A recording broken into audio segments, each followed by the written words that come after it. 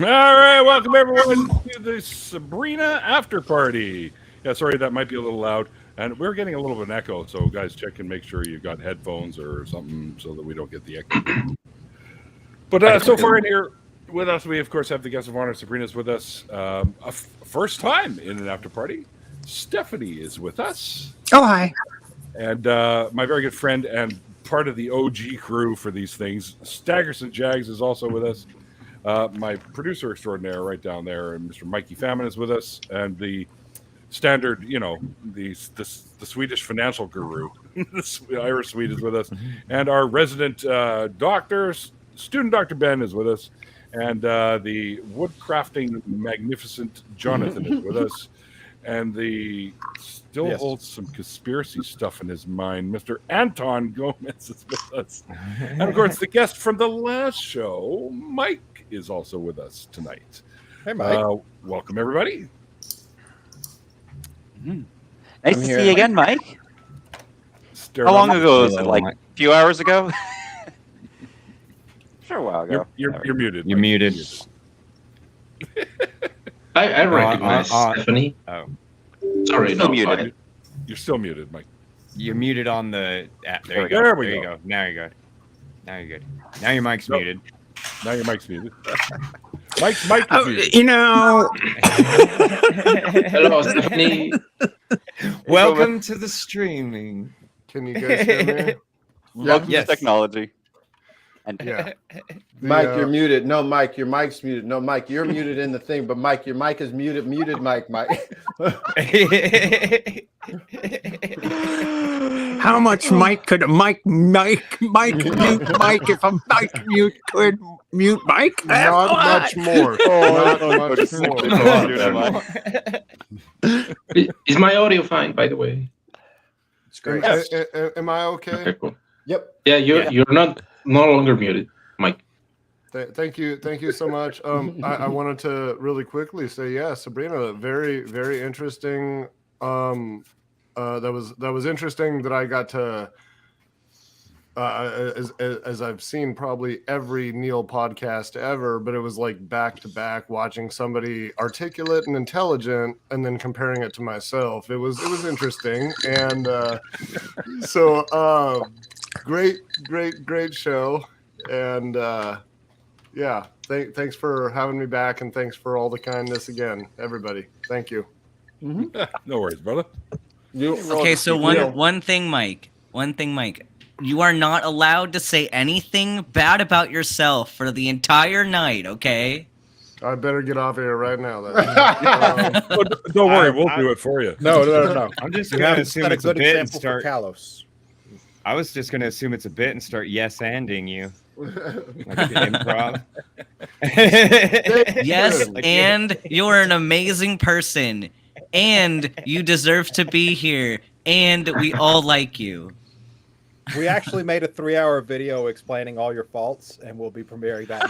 In That I would be interested in. That sounds about right. That sounds Put good. the link in the comment section. Can we pause for 1 second, Neil? I got the second. really one had to ready. cut it down for time. You got the second one ready. Second what? Second stinger? No. Come and watch me, Neil, and some other great hosts on the relaunch The Nonprofits, airing Sundays at 3 p.m. Central. Or you can live with me for all eternity.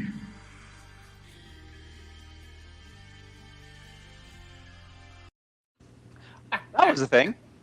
Oh, I like the one with the beer at the end of it. That was something. It was too scary, so we're gonna have to do it again. Yep, I'll just go ahead and drop a link to the Mike Sucks video. You need to wait a minute. It's 3 hours long. I mean, that's we had to cut it depth. down. We had to cut it down for time. It's only the highlights. It's a 3-hour highlight reel. That sounds like a 3-hour tour. I'm not sure that. Just get right back into here. Deal with this guy named Mike. Thanks a lot for having me back, guys. Yeah, whatever. All right. And Stagerson, yeah, and the chat thing, thank you. And again, I won't fangirl anymore, but I'm just saying, like, everybody is just so fucking kind. It's ridiculous. It's angering in a way, how kind you all are. So I'm just saying.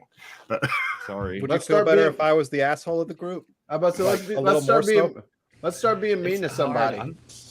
It's hard not to be the asshole, Mike. You gotta understand. Can you guys want to do a roast session on me real quick while I eat this food? Okay. What is that? You eating it, or are you fucking horking it down your throat like a bird? Hey, there we go. Look, you just listen to Mike. You'll know his mother shops at Whole Foods. I understand. Did you want some of this? Me neither. You good? I don't know either. Just go with it. Just say the meanest thing you can think of. Can I ask a quick question? Well, he does drive a Cooper, for fuck's sakes. With $4 a gallon, I'm not going to give him shit. You can wipe that car out with a walnut, for fuck's sakes. Yeah, but it's not a Mini Cooper; it's a Maxi Cooper. So You guys are laughing. My car actually got stranded on the side of the road. One of those little helicopter leaf things was in the middle of the road, and my car got beached on top of it. Had to get out and push. Had to pick it up and set it on the ground. Got stuck on a bread tie. It took about 2 hours.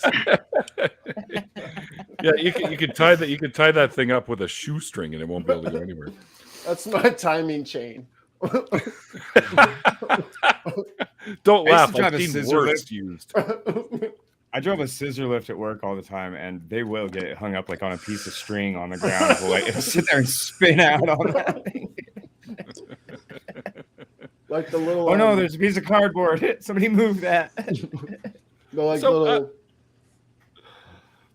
Just eat, all right? Just shut up. Nobody wants to hear you anyway. I just want to say, Sabrina, strong work tonight. That was really strong work, and on Phoebe's show, it's really great. It's good to see you getting around. It's nice. Yeah, finally getting around, and maybe we'll finally start streaming on Twitch, which I've been talking about for weeks now. Every time I show up on like Ben's shows or whatever, I'm like, yeah, I'll stream it on Twitch, maybe eventually. I think probably do it. No, really? Are you actually going to start True North Talk soon? Is this actually going to happen now? No. Okay, all right. We're still roasting No, I mean people. The banner, whatever. Well, it will come eventually once we get everything done.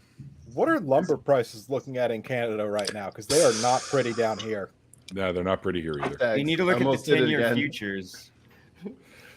Isn't our lumber like partially subsidized? Yeah, a little bit. But Stephanie, I want to ask you, being that it's your first time here and the first time we've actually interacted, I've actually seen you on things before. So things I do go to things. You've never interacted with one another? No, not yet. Anyways, so we're about to start, and we'll see how this goes. It could be bad.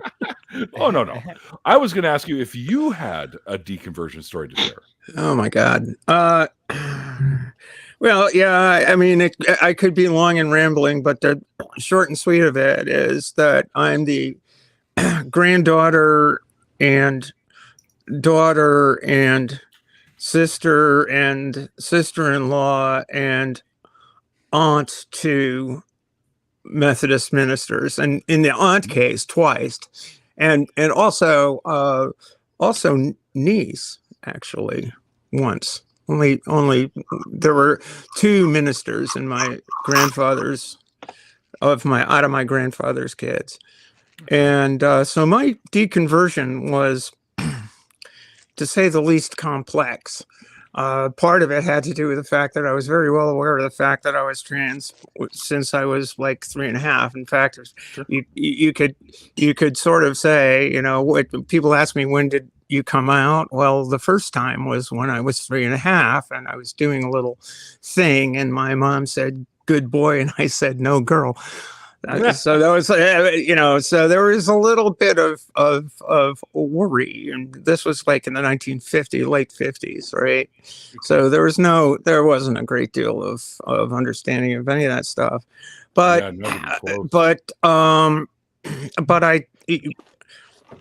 I did, grow up and play the thing, because like we were talking about conversion therapy. That was kind of that was kind of the default. It was like a de facto conversion therapy, because there was no understanding whatsoever of this sort of thing, especially not in a religious household. And my family comes out of the liberal social gospel tradition of the church. So there was it wasn't an oppressive Bible literalist situation. But by the time I was getting around to approaching middle school and puberty and all that stuff, and the heartbreak I was experiencing, where it's like, I don't want this at all. I'd come to the conclusion that no God would play this kind of a trick on someone. So I played along with just to keep peace in the household. I mean, my family would get up in the morning and say prayers, read the upper room, would do devotional shit, and I just sort of retreated a bit. And so I fell away from regular attendance at church rather frequently. I would go into church with my family. We'd ride from Lexington into Boston. I grew up in the greater Boston area. And we'd ride the 10 miles from Lexington into Boston, and I'd get there, do Sunday school, and then leave. And then, not rather than go to church. I mean, I hung out with my friends a little bit in Sunday school.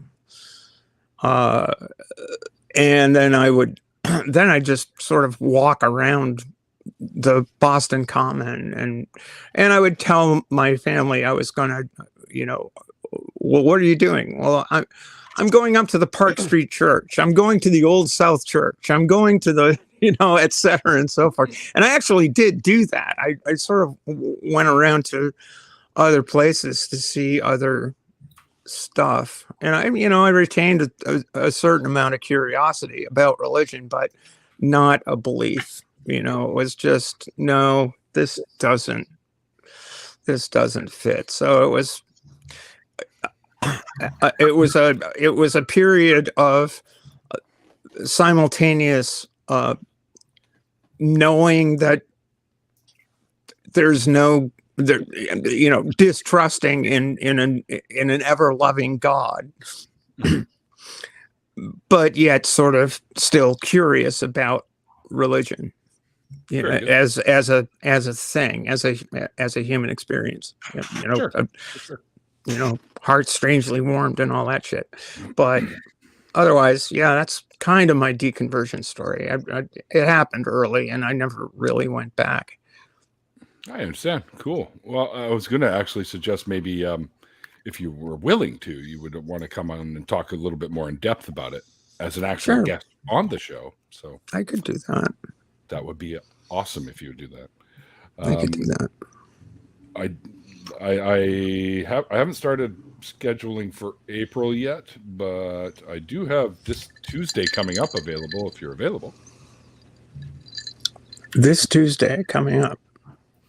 I could do that sooner rather than later, because I get really, really busy in sailing season. I don't have any time. Understood. For the most part. So I do have Tuesday open, and I also have the end of March at the 31st. Tuesday would be fine. Could do that. Okay. Then cool. We'll have you on Tuesday. So It's now you a guys date. out there, you know who the next guest will be. Yeah, we can go a little bit more into detail with that. Nice. Now, before we carry on with anything else, Mike, I believe you had a question you were trying to get asked. Oh yeah, well, first of all, am I muted? By the way, No, you're yes, you are muted. Mike, your mic. Mike, your mic. I'm very excited for Tuesday's show now that I know what that's gonna be as well. Yeah, my question was Sabrina on the show. I was just curious if your coming out process was brief or quick on both ends. Coming out not only trans, coming out atheist, because from what I've experienced, for me it took a little. I mean, I briefly talked about that, and it was I didn't have a very difficult time with it because most of my family was atheist, and so it wasn't. I can't claim any true suffering that I had to deal with, but I was just curious if it was, it took me reading the NIV version of the Bible, and then reading the King James version of the Bible, and then reading the Book of Mormon, and then reading the Quran, and it was like, all this shit is so absurd, and so it took a long time for me to really put all that together, and I was curious if on both ends, was it like that for you, or? Yeah, well, sure. I'll answer the question. So for the one that will be a much faster answer, because it was a lot faster, was coming out as trans was actually super, ironically, quick for me. I mean, insofar as once I acknowledged it, because obviously it was a much longer process because there was the process of questioning. Well, I never allowed myself to consider that I actually was. It was basically subconscious in the back of my head kind of thing. But once I actually came out and acknowledged it, it was just like, I could not tell people fast enough. I could not hold back. I mean, the fact that I haven't told my parents is, or at least accidentally outed myself, is surprising. But no, I simply I put everything as quickly as I could. Because it was just around Christmas time, I wasn't quite able to talk with my doctor right away, but I did start collecting resources, and in the new year, as soon as the first business week started, I called my doctor's office, booked an appointment, and then as soon as I had my appointment, I came out to my doctor, which when she started helping me out with that, and came out to pretty much all my friends nearly immediately. Within that week, I think the only friends who didn't know were ones I only had inconsistent contact with, because I was waiting. I wasn't going to come out on Facebook right away, not until I made sure it was safe to do so. So double checked all my settings, my privacy settings, made sure everything was as private as possible, friends only, and then went and purged my friends list of anybody I knew was going to cause problems. And then I came out on Facebook. Were you hit with a lot of backlash on that? Absolutely nothing, because again, I already purged everyone who would. Gotcha. When I say purged, as in I got rid of my aunts and uncles. So while I would never have my parents as friends on Facebook, they are mutual friends with my aunts and uncles. And because I don't want my parents to know, I removed my aunts and uncles. I kept my cousins, and I kept all my friends, including friends who are only Facebook friends now. But virtually everyone, including the people I wasn't sure about, but were casual Facebook friends, everyone was super supportive. Everyone was super nice. That's great. So. That's great. Not particularly concerned there at this stage. I'm surprised I've waited this long, but at this stage, there's only two areas of my life where I want to be out and I'm not yet out, and that is my parents and my workplace. And honestly, one of the reasons I'm not out at work is not because I feel like I'm concerned about being accepted at work or not, but because I had an idea about how I'm going to come out, and now that I have this idea, I have to wait for me to be able to do it before I come out. And so what this idea is, so as I mentioned, my doctor and I haven't decided that, have decided that I'm not starting on hormones yet, but I will eventually, especially once I start talking to the endocrinologist. And so, because I work in a pharmacy, my manager is my pharmacist. Here's how I'm going to come out. Once I get the prescription for the hormones and have them write my preferred name on it, I'm going to take the prescription, physical copy of the prescription, walk into work while my boss is working, hand it to her, look at her, and be like, "Yep." So that's how I'm coming out at work. I've actually come out to like 2 colleagues and just asked them to keep it on the down low, but I mean like completely at work. So that's what's happening. Like, and this has been a super quick process. And I thought this was going to be a quick answer, and it wasn't. Anyway, no, but good for you. That's fantastic. Good for you. The answer to the other half of the question, which was how quick was the process? How quick or slow was the process for becoming out as an atheist? That was a lot slower. That was significantly slower. Now, interestingly, I didn't do much reading of the books. I mean, aside from the original reading I had done, I was reading, like, I think NIV. King James I already knew was bullshit because of various reasons. I'm like, a plain, like, even though we were fundamentalists, we weren't like it needs to be like a specific translation kind of thing to be right. Our pastors actually were very much like, the most modern and natural English translation is the most preferred. Like the one you can understand the best is the most preferred one. And I did appreciate that, because that way this like King James or other esoteric translation is being the best was not a pushed idea kind of thing. So I didn't read it in its entirety, but I read a lot here and there. But really, what I was focusing on, because most of my Christian knowledge came from what I was taught, that is what I focused on as far as my deconstruction is concerned. And just trying to rationalize it in my head. Like, does this make sense with this? Does this make sense with how I observe reality? And that was what it was, but that was a fairly long process. So I think I started having like the distinct doubts that I can remember when I was about 17 or so. 17, 16, I think it was like in late high school, late high school. Honestly, some of the biggest things was just my being compelled to sin. I think I know what you're referring to. Just want to sin.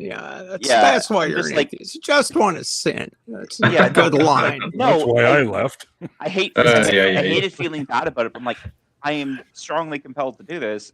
Like, this isn't fair. And I mean, fairness has always been an important point, and the world isn't fair, and how can there be loving God in an unfair world, blah, blah, blah. Problem of evil. It's funny. The funny thing was, I was always fed apologetics for the problem of evil, but I was never actually satisfied with the problem of evil. I just sort of stopped thinking about the problem of evil.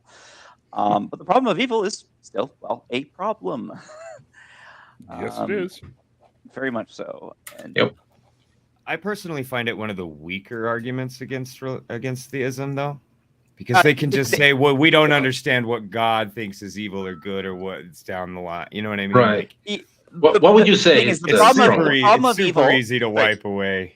I know what you mean. The problem of evil is not actually an argument against theism or even an argument against Christianity as a broad stroke. The problem of evil is addressing specific flavors of Christianity.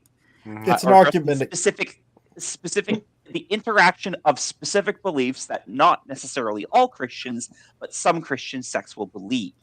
I mean, this is actually the case with a number of different arguments not being perfect, because not all there's a lot of things that they aren't consistent on. Like the one thing I mentioned about the infallibility of the Bible and that God breathes. Not all Christian sects believe that, and so any arguments used to demonstrate that the Bible cannot be valid will fall short on people who already acknowledge the Bible must have some amount of flaws. But and that's the same thing with the problem of evil. I say the problem of evil works best against the most fundamentalist Christians, like the ones who believe the Bible is completely inerrant, because they're the ones who hold the most contradictory qualities of God. Like they're the ones who say God is all powerful, all loving, all knowing, kind of They thing. could just And they this could is just the very God that the problem of easily evil they could destroys. just very easily say we just don't understand because we're simple humans. It's so easy for a Christian to just wipe that. No. Like away. I mean, it's easy for them to hand wave it, but that what I mean is that never addressed it for me. Like I'm like, nah. If God was actually loving, he'd at least give us he'd at least allow us to have the capacity to understand, even if it's not necessarily understand what is actually going on, but to understand that there is a good reason for it. And I didn't get that feeling, and so I wasn't satisfied with that, and so the problem of evil was still a problem for me, in spite of the fact that I, on the surface, agreed with the hand waving. On the surface, I'm like, okay, yeah, I guess we don't understand. But I'm like, that's not good enough. So what flavors of Christianity do you think are more, affected by the problem of evil argument? Specifically. Specifically, it's hard to be specific because I don't actually know which Christian sects exactly believe in which certain things. I think part of it is individual certain Christians too. But I would say the ones that are fundamentalists, especially when I say fundamentalists, I mean biblicist. There's the word I was looking for. The biblicist Christians, the one who biblically speaking, they're one of the groups that would be the most damaged, theoretically the most damaged by the problem of evil, because with the Bible being completely true in their belief, then that means that all the qualities that are attributed to God, the omni qualities that I mentioned a bit earlier, is those omni qualities. If you have a God that is all powerful, all present, and all knowing, and all loving. Sometimes they don't always say all loving, but they still say loving. If you have a God with all those qualities, those qualities being present means that the problem of evil is a contradiction. But even removing one or a couple of those qualities will make it less of an issue. If God is not all powerful, the problem of evil isn't an issue anymore. Because even if he's all knowing and all loving, the reason evil exists because he doesn't actually have the power to completely remove evil. Oh, here's a different way. Let's say God isn't loving. Let's say God is actually a heartless little bastard. And when we read the God of the Bible, probably the case, then the problem of evil isn't an issue either. Because like, why does evil exist? Because God doesn't actually care that much. Okay, he's capable and knows how to get rid of evil, doesn't want to. And that's the basic gist of what I mean. Like, if you assign all these specific qualities to God, which at least the fundamentalist Christians I know of do, when you assign all of them, they're the ones who are broken by the problem of evil. The ones who don't necessarily agree with everything, then the problem of evil is not as much of a problem. It's easy to like, okay, yeah, there are some problems because God's try that out or whatever. I am immune to daylight savings time. Why? Oh, why? What? Arizona. I'm in one of the 2 states that don't do it. Arizona and Never? You never do it? Indiana, I think, is It's another. Hawaii and did Indiana switch? Southern I think Indiana. they did. Okay. I don't know. Not even the whole state. It's only Southern Indiana. I just want to be on Atlantic time, to be honest, all year long. You're trying to tell me that you don't ever change times in your clock? Our clocks don't change in Arizona. The annoying thing though is like it's not a problem with other people in the same state that also don't change, but that means that we change time zones to match with everybody else. So like tonight I'm on Mountain Time. Tomorrow I'll be on Pacific Time because everyone else changes, but we don't. Oh my That's God. where it's at, Pacific time. You'll be on Mountain Daylight. That's time. just daylight savings with more steps. It would be cool if everyone else joined us and also didn't do daylight savings. Then we would be fine. But It'd be if nice. we're the odd people out, it's not helpful. Yeah, I just want to join Atlantic Canada in Atlantic time. I think it would make a lot more sense. I want to be, I want it to be lighter in the summertime later. Hold on, Stephanie. You don't mean like Newfoundland time because they do the whole extra half-hour thing. Yeah, not Newfoundland. I mean, I'm talking Nova Scotia, New Brunswick. I mean, they're my neighbors, so it only makes sense, and it's really cool to be on the western edge of a time zone because it stays a lot lighter, a lot later in the summertime. It's really kind of cool. Where's Phoebe for this? Phoebe and I were having before our show started, having quite a conversation about time zones and hating them. Don't get us started. Yeah, I wish there weren't any kind of fucking daylight saving. Yeah, daylight savings is horrible. It's not even necessary now. The best quote about daylight savings was an American Indian said, or Native American said that only the white man could cut a foot of a blanket off the top, sew it to the bottom, and think he has a longer blanket. Yeah, but that's not really what it is. I'm in favor of the system. I like it. Why we do it? I mean, we do sort of, but it started because of farmers back in the day. Well, farmers don't care what time it is; they just get up when they need to get up. That's the cows certainly don't care. The cows are going to need milking. It's for businessmen, and they probably blamed it on the farmers. Yes. What's the first thing that a cow does in the morning? What's that? Change the clocks? Check its email. I hate to tell you this, but daylight savings time was originally started because of World War I. Really? Yep. Are you sure? I'm reading it right now. That's what I read as well. Yep. But Benjamin Franklin, are you on a reliable site? Benjamin Franklin proposed it way back in the day. It just didn't get taken up, right? Okay. So what about World War I caused them to have daylight savings time? Like I don't see the connection. I like this daylight spending time. Daylight saving time was practically used because it's.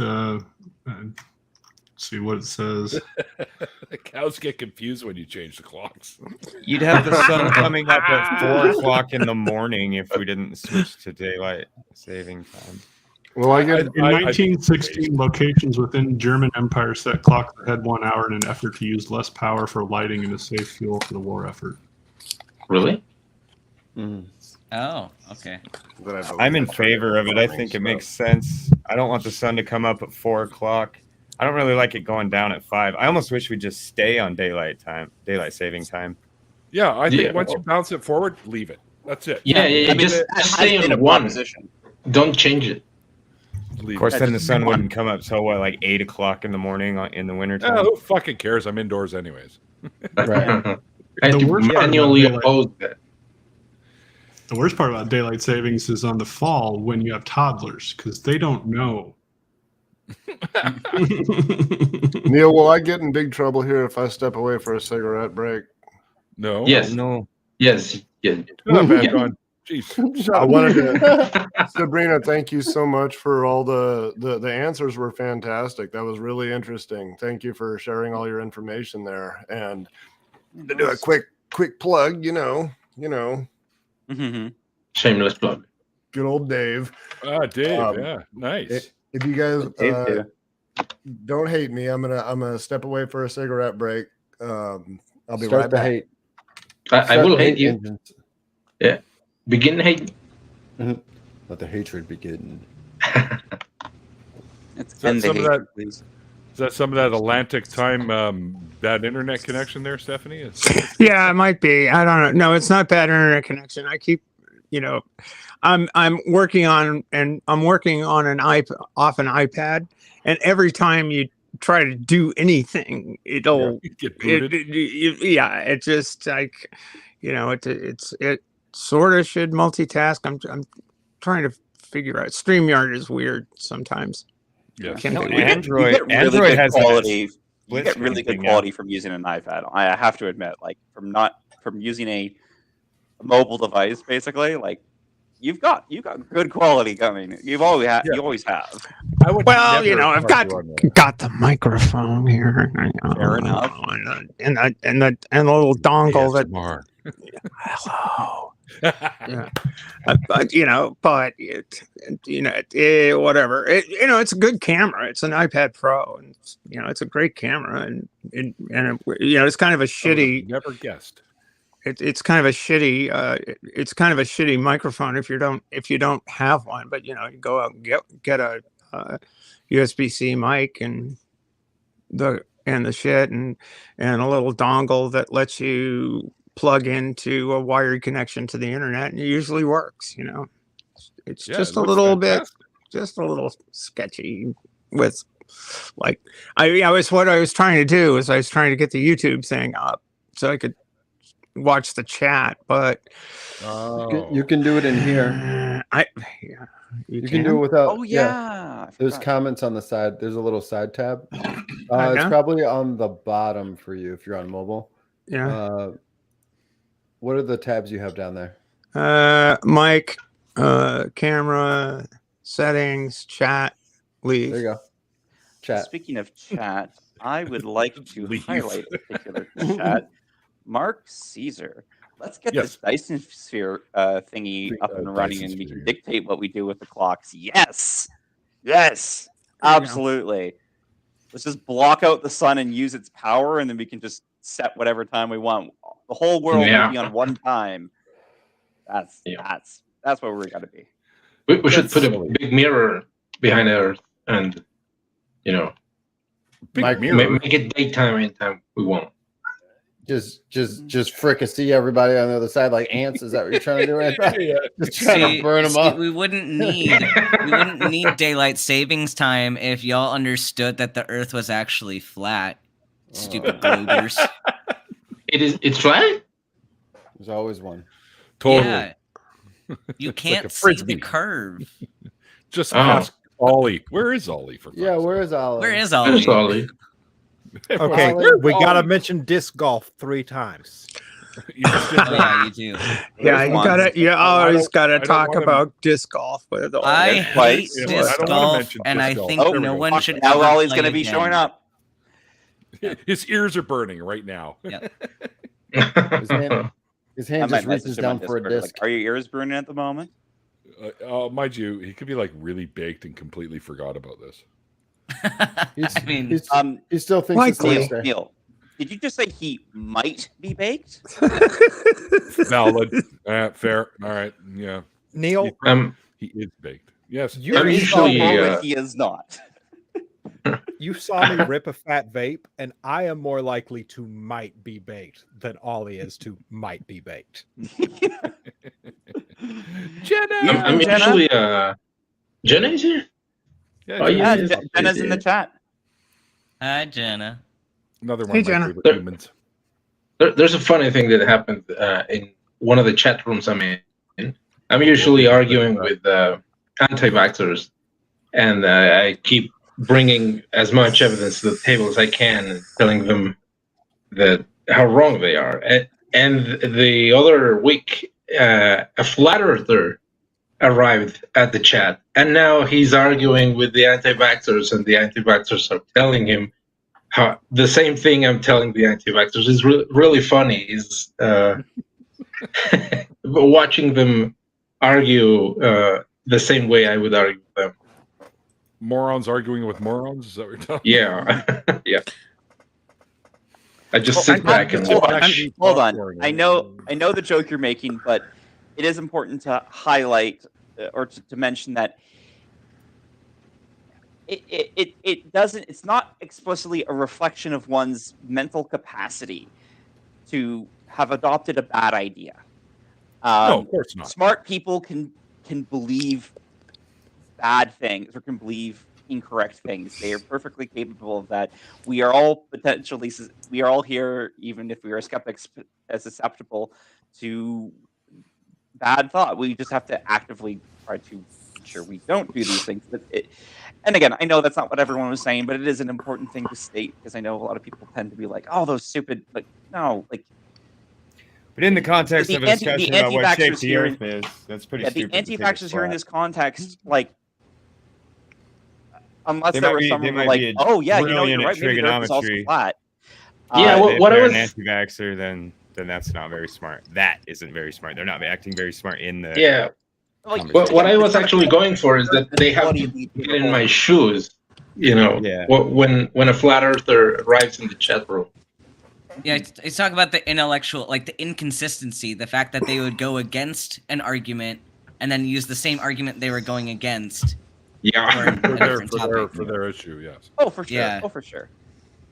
Yeah. So Can I address the thing in the chat? That I am very proud to be an ape. Yep. Yeah. To be primate. We're apes. We're apes, monkey. Yeah. We're apes. We're the We're gray prime apes apes. specifically. That's not what it was. Actually, I'm a prime ape. It's a Pokemon. It I'm- evolved from Mankey. Oh, you're right. You are correct.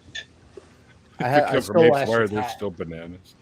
My favorite Pokemon is Garglon. That's not a Nobody knows what that is. What is that? Fourth generation?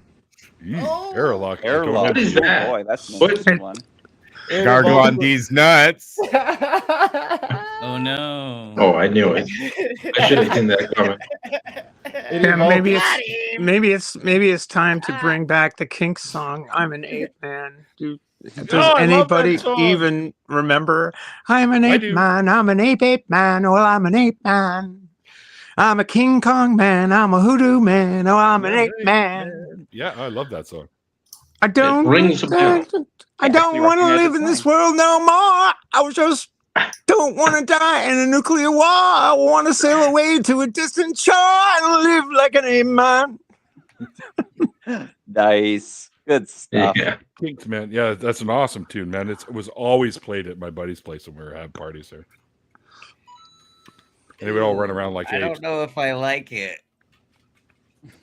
Is Ah, it well. racist? No, it's not. No. It means returning to a more primeval versions of ourselves, Like what? like living in living in the trees and running around without the care in the world, not have to worry about nuclear war. Like Yeah, it was an anti-war song. Hey, Yeah. Needamos. Okay. Yes. It And just live kinda like an ape, I man. guess I took it wrong. No. Well, listen to the song, man. Just look up Ape Man or whatever from the Kinks. I mean, if it's the Kinks, it's probably not that bad, right? That's right. I got two Kinks more were done. awesome. Yeah, 2 more done. Oh, geez. Okay. Neil.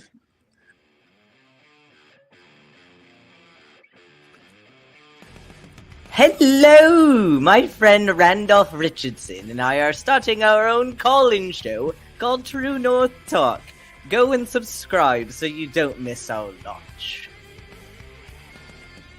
You speaking the Queen's fucking English there? That was Fitzwalter. Awesome, I know exactly what it was. I know.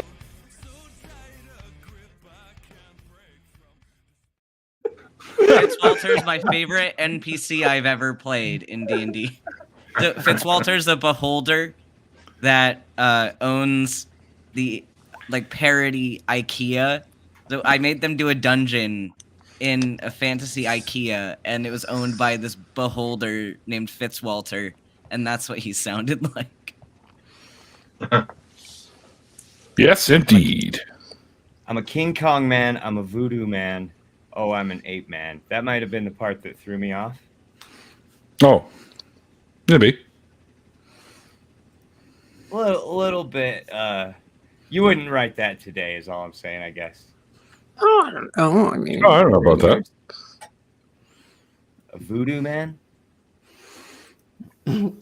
I think when I saw Ray talking about that on one of the BBC shows, it was more along the lines of like shamanism.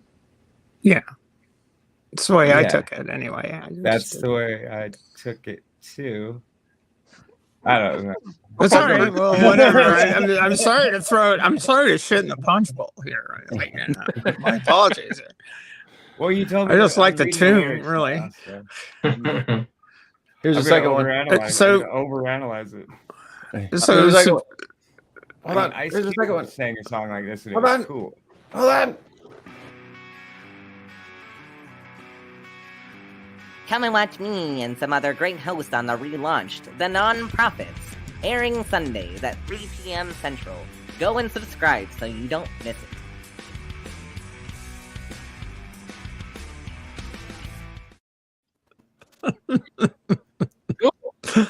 Okay. More people. I like the tune choices too. You should like those. You should like that music, yes. Neil. Well, no, I know, but the one I have one right here, actually. I want to share a memory with Sabrina. Remember our first interaction on the ACD, where we were.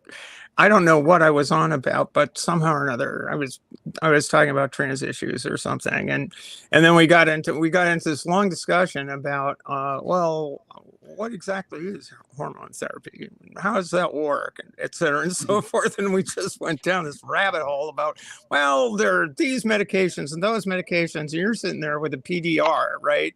The physician's desk reference, looking everything up. And that was when I sort of thought to myself, I don't know where this conversation's going.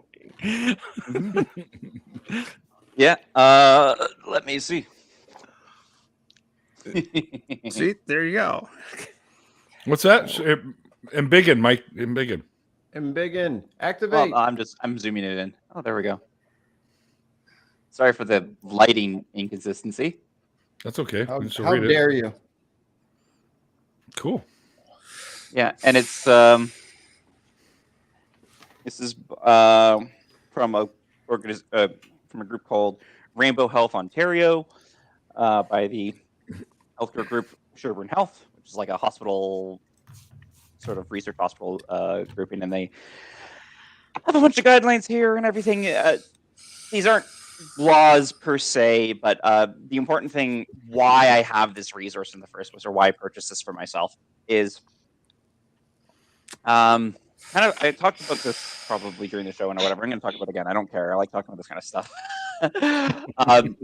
There is a gap in the information for how trans patients are to take medication. What I mean by this gap is when drugs are made and then marketed in countries, there's the labeling for what those drugs are to be used for. And some things can have multiple labels, some things can have a single label. And there's also the possibility of using something off-label, which means using a drug for treating something in a way different from what the original manufacturer has information on, which is fine. Like, doctors are legally allowed to do that. If they do research and find out, like, oh, this drug works for this other thing, even though it's not in intended use, that's fine. The downside for off-label use is that there's far less documentation. There's no information in the product monographs that the drug makers make. There's nothing official, or nothing as official for this kind of thing. And so the problem is, at least right now in Canada, using medication for gender-affirming care is all off-label usage. So there's no, if I go to my normal websites, my normal resources to get information about using these drugs, I can find out details about how the drugs work, the pharmacology or whatever, but I don't know anything about how it specifically interacts with the condition. Which sucks. So, like, I can't even look things up to help my trans friends or trans patients. I guess they need more. They need more information to come out as testing goes. I mean, there is actually a lot of information out there. Some things more so than others. Like, there is a lot of research being done out there. It's the issue is that it's not accessed in the same locations that that we normally would for more common things. Like, so if I wanted to look up some stuff for blood pressure, I have like these really quick and easy go-to resources I can just use. Pretty much everything I need to know about it, but I wouldn't find anything about trans healthcare there, because, well, blood pressure medications are all on, almost all. There's a few off-label ones, mostly all on-label usages of the drugs because they're designed for blood pressure, or they're marketed for blood pressure. This is not, and so it's, unless people are specifically looking for it, like I was, it is not something it's not something the professionals are necessarily gonna come across, and so it's not something they'll have access for, and they're less equipped to help their patients. And so I grabbed this resource because, like, well, this is a gap that we have, and looks like some people are trying to fill it, and I would like to be part of the medical profession doing my due diligence to fill this knowledge gap. And also for my own sake now, obviously, but again. Yeah, luckily, I think, like, from the physician side, we've been doing pretty well in the past few years. I think we're probably ahead of you guys in terms of filling the gaps, because we've been participating in activism for several years now on this subject. So yeah, it'd be great, like, if pharmacy catches up and we can share the load a little bit. Yeah, actually, because this resource that I have was from it says primary care. So this is your stuff, not mine. That's our stuff. Technically mine. It has a lot of information that is pertinent to me because, of course, it has all the dosing schedules and everything like that. Right? This is my purview, but it wasn't written. This wasn't written with pharmacists and pharmacy technicians in mind, but it is useful to me. But I would like to see more. And there's a little bit, like, I'm finding through my my college. I say college as in governing body, not school. Finding through the pharmacist college that there are some, unfortunately, slow movements going forward. Maybe once I get fully registered, I can start needling them myself as a trans pharmacy worker. But again, there's work to be done. There's definitely work for us to be done.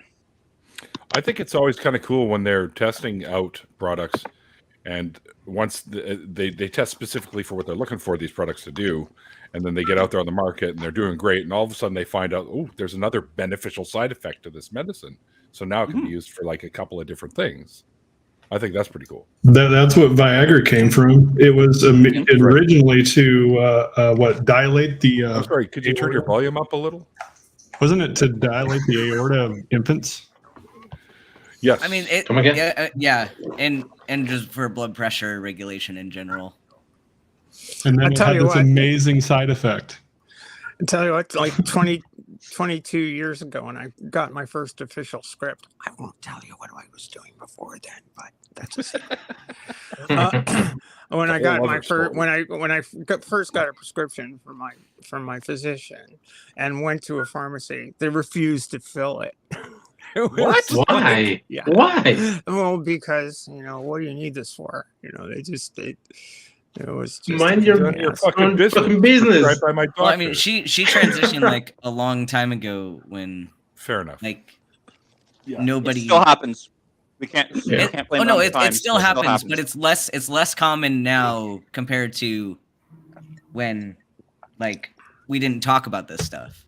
At least, like, now we're talking about it, and people at least like hear of it. But is that actually? Hold on. Mikey had a question. No, is that actually a? Is that actually a thing? Oh, I'm sorry. Yeah. I just want. What's Viagra? What is that? You were being serious. What is that used for? For keeping producers from asking dumb questions. I don't know, but if you have problems and it lasts more than 4 hours, you keep it up, consult your physician. Yeah. May cause puripism, so be careful about that. May cause excessive happiness. I just want to say two things, and I'm not going to go on about this, I swear. I'm not the only person in the world who that song rubbed the wrong way. I just Googled it, and you also wouldn't write Lola today. No, you wouldn't write Lola today, no. So, although at the time it was rather, it was a bit of an inspiration. It's still a great song, and I think most people take it for the way it was meant, but it still has like problematic undertones. It's a little culturally insensitive, I guess, is what I was getting at before. It's okay. Black people didn't. Yeah, but it was definitely a thing of its time. It lived. It was rather daring then for a fairly popular rock group to to even bring up the topic of gender nonconforming people, etc. Right. Maybe I'm missing something here. I always thought, yeah, the Kinks are great, and I always thought that song was great. I thought it was very untimely. I thought it was way ahead. But again, am I missing something in the lyrics, or there's a few lines in there you'd probably change out. Okay. Sorry to hear, Lisa. Yeah. Yeah, that sucks. Sincerest condolences to you and your family. That's awful. Oh, that's terrible.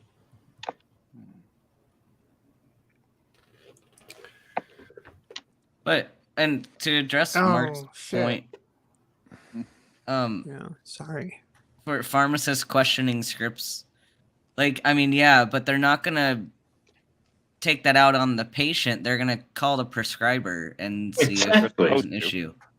Or like, they're supposed to.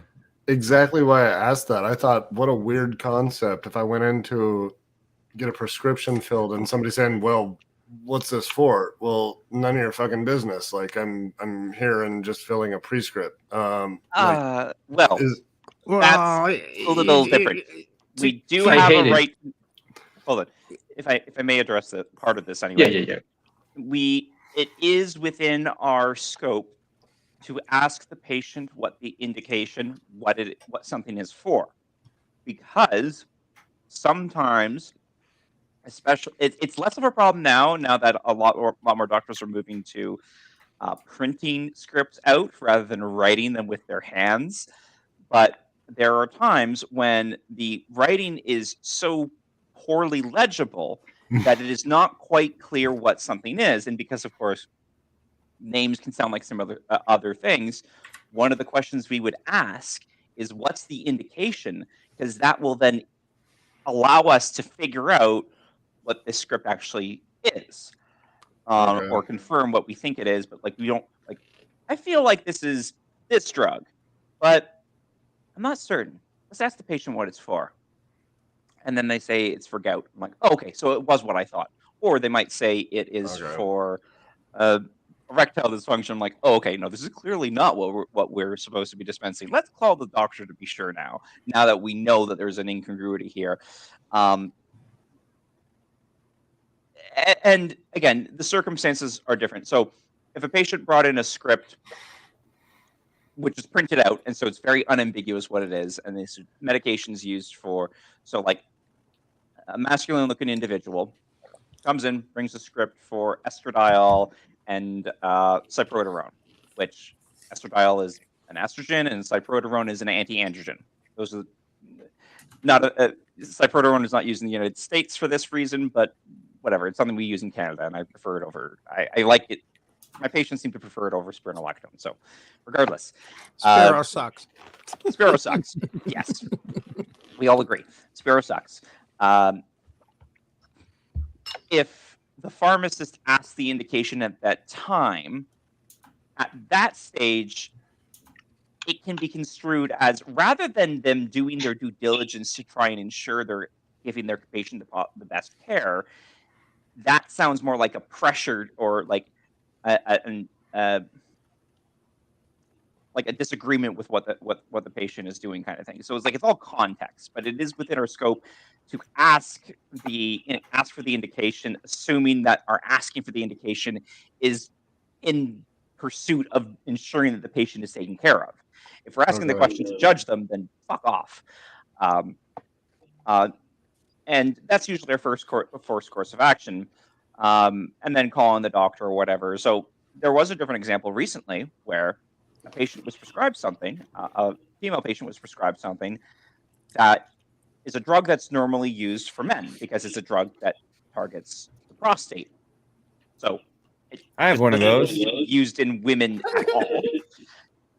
And so we asked the patient what the indication was, and they told us it had to do with some sort of like a particular kind of hair loss. Sounded strange, but called the dermatologist, because it was a dermatologist who prescribed this, and there was like, yes, this is a newer off-label use of this drug. I'm like, oh, okay, cool. Great. Part of the reason we had to ask is because when we tried to bill the drug, the insurance was like, "Wait, this is a woman. Why is a woman taking this drug? Because it's one of the few drugs that, again, it normally targets the prostate. Women don't have prostates, or cis women don't have prostates. Sorry, let me rephrase. Cis women don't have prostates, so this shouldn't be relevant." I don't like that alert came up, but regardless, that's what we found out. It was like, we asked the indication because it seemed a bit weird, rolled the indication, confirmed with the physician, and dispensed as prescribed. It's fine. Sure, and you got to be concerned too for the patient. Sure.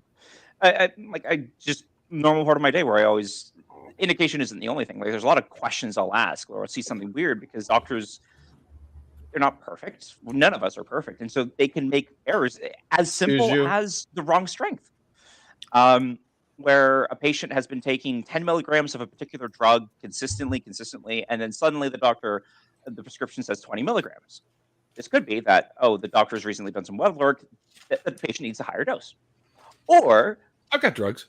Yep, you got drugs. And so the first question I would ask the patient is, did your doctor tell you anything about increasing your dose of your blood pressure medication? It's like, no, I don't know anything about that. So, okay, give me a sec, call the doctor. And so some cases, this was the situation where the doctor did intend this, but forgot to communicate with the patient, which is unfortunate, but whatever. It happens. In other cases, it was, no, sorry, I wrote the wrong strength. Please fix it. It is, in fact, the strength you understood. At least once a day do I have that kind of circumstance occur. And so that is why it's our responsibility to always watch out for changes or unusual circumstances when it comes to drugs. It's literally what we're getting paid to do, because otherwise we're just pill pushers. Well, no, that's we're a huge troubleshooters. Huge education there. Like I said, I've never experienced anything other than going in and handing over a piece of paper and getting a. So yeah, I had no idea that was even a thing. So that's very interesting. We have to be conscious for any kind of mistake, because we are the troubleshooters of this interaction. That was basically what I told the pharmacist when they said we can't fill this. And I said, well, yes, you can. Call my doctor. It's like, here's the number. Call. Yeah, that's like it's call like them up. And yeah, because that's a case. Yeah, they were you can't just argue with the patient and then not get the physician involved. Like, whoever prescribed it, like, if we made a mistake, like, let us know, but like, communicate with us. Like, let me tell you why I did something or why I didn't do something. And like, because maybe it was intentional that I did that. But like, don't get mad at my patient for it. It's not my patient's fault. If I did something wrong, it's not their fault. It's my fault. Fuck that patient. The patient saying at the time was, you really have to understand exactly how nervous, like, you're going through an awful lot of turmoil in the first place, and you go in and have some asshole basically say, well, you don't know what you're doing, and I'm not going to prescribe that. I had a pharmacist tell me that exactly. Stuff. It's like, hey, look, call my physician. All right, I don't need to deal with you today. I had a pharmacist tell me that I didn't know what I was doing because I take both aspirin and warfarin. There are certain circumstances where that's appropriate. Yeah, Sweden has a very appropriate situation for that. Yeah. It's very appropriate for me because I need 2 different stages of anticoagulation. Yes. Yeah. Like a turbo. Me too. There's a lot of circumstances where that's not appropriate, but there are some circumstances where that's specifically appropriate. So yes. But they sat there and argued with me until I just flat out told them, I go, you don't need to know this, but I have a mechanical valve. So shut it and give me my 81 milligram aspirin. Right, it's funny because it seems like such an unusual circumstance, but like I'm on cardiology this month, and this is like so incredibly common. It's like I want to argue about it like being so rare. Like, cardiology kind of on the way out, though. It's not really being prescribed as much anymore. Not as much because it's a pain in the butt to manage. It is. Yeah, see, we're making Sabrina really happy having this conversation. Well, the problem with Eliquis is insurance, though. Like, damn insurance doesn't want to cover Eliquis for a lot of our patients in the U.S. The problem. Don't even get me started with insurance. The problem with eloquence is your INR only goes up to about 1.5 to 1.7 when mine needs to be around the 2.3 to 2.8 range. That's also true, but also the insurance doesn't like to cover eloquence. Yeah, that's far less of an issue here in Canada because for those of us on government coverage, we'll get eloquence covered. Though in Ontario, there's a bit of a limitation on that, but most people qualify for the limited use codes. I get 3 months and I pay like $60 for 3 months worth. Yeah, that sounds about right. With that, like, do you have coverage through private insurance or through BC? It's just BC Medical, and then I can take the receipts for what I brought or for the amount I paid, bring them into where I work, and they cover that. So what's that? Your show? This is Eloquist. We were just talking about it. It's for your penis. Okay. It's an anticoagulant. People got to stop calling them blood thinners because they don't actually. Yeah, I know. Blood thinners. But they're keep your misnomers. blood from coagulating. Blood thinner is a misnomer. Yeah. I think It's a misnomer, but sometimes your 90-something-year-old dementia patient doesn't know what an anticoagulant is. So Which is why we still use the word. Hey, Jonathan. Yeah. Can you write that into the story with the vampires, anticoagulants, and Speaking blood of drugs- thinners? It should be like a hot yoga fitness place for vampires called Blood Thinners. Speaking of drugs, I'm I'm going to take gonna- a quick break and introduce myself to some other drugs.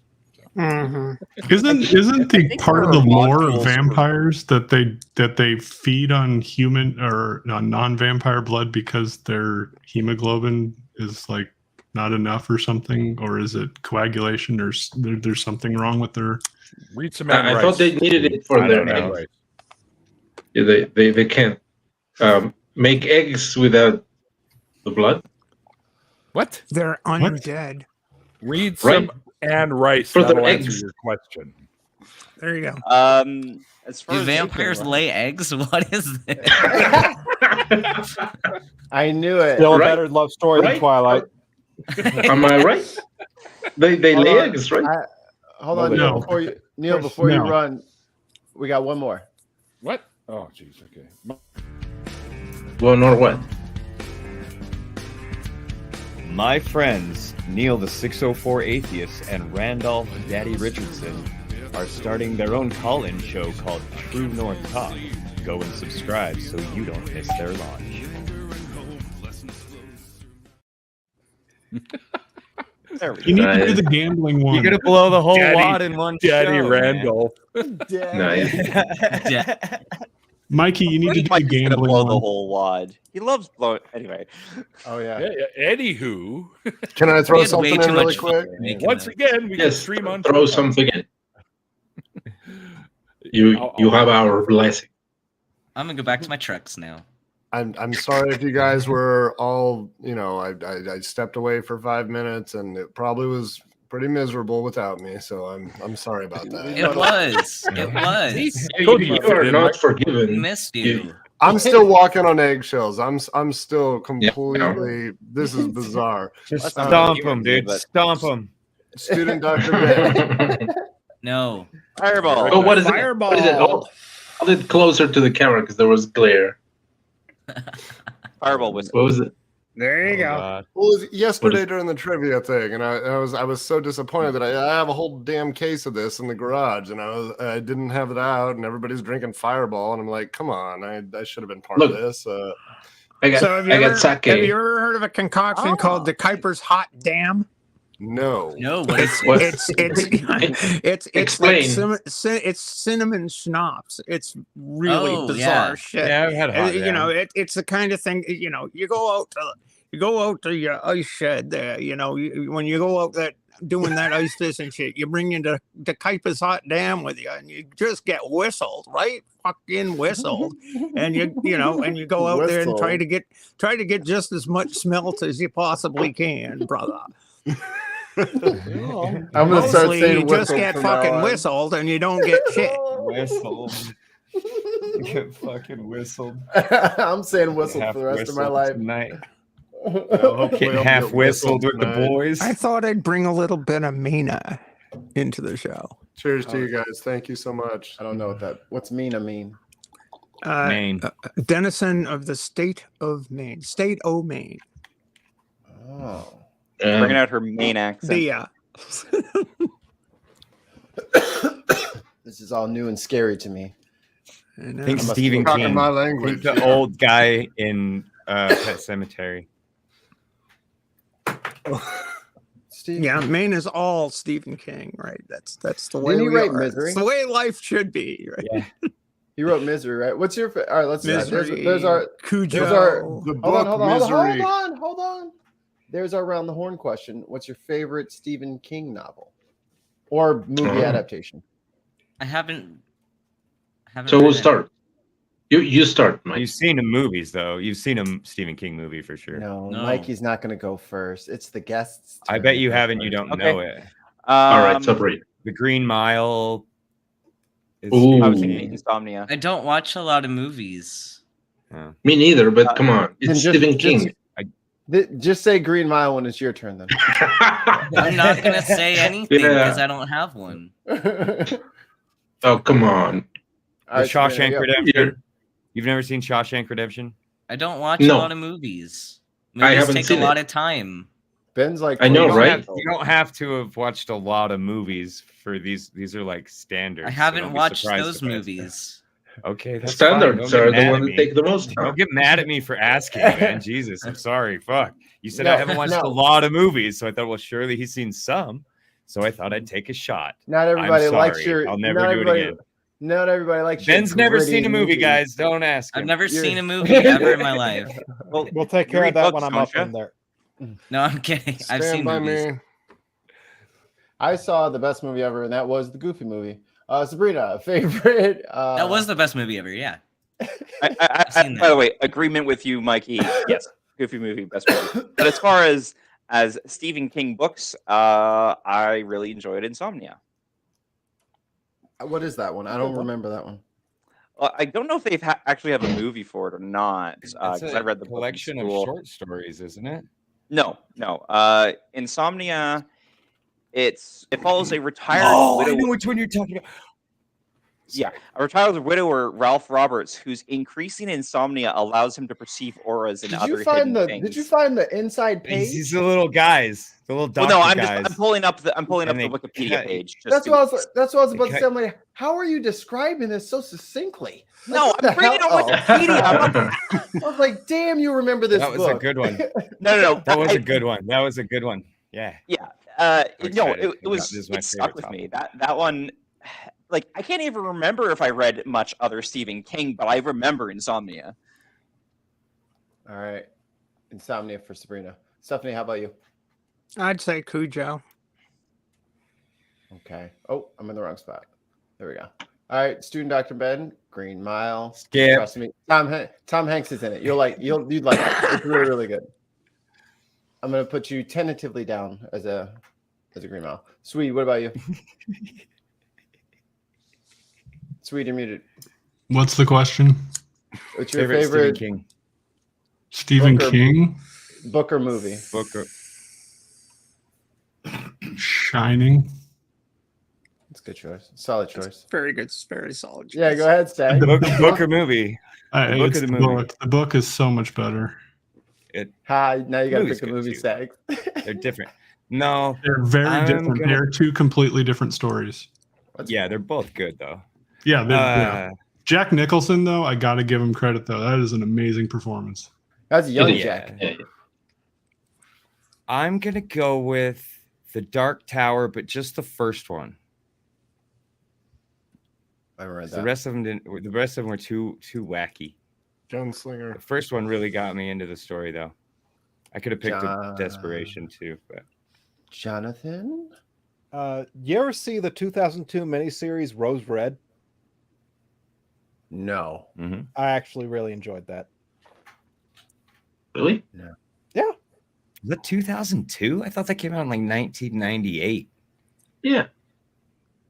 2002. You might have done it more than once.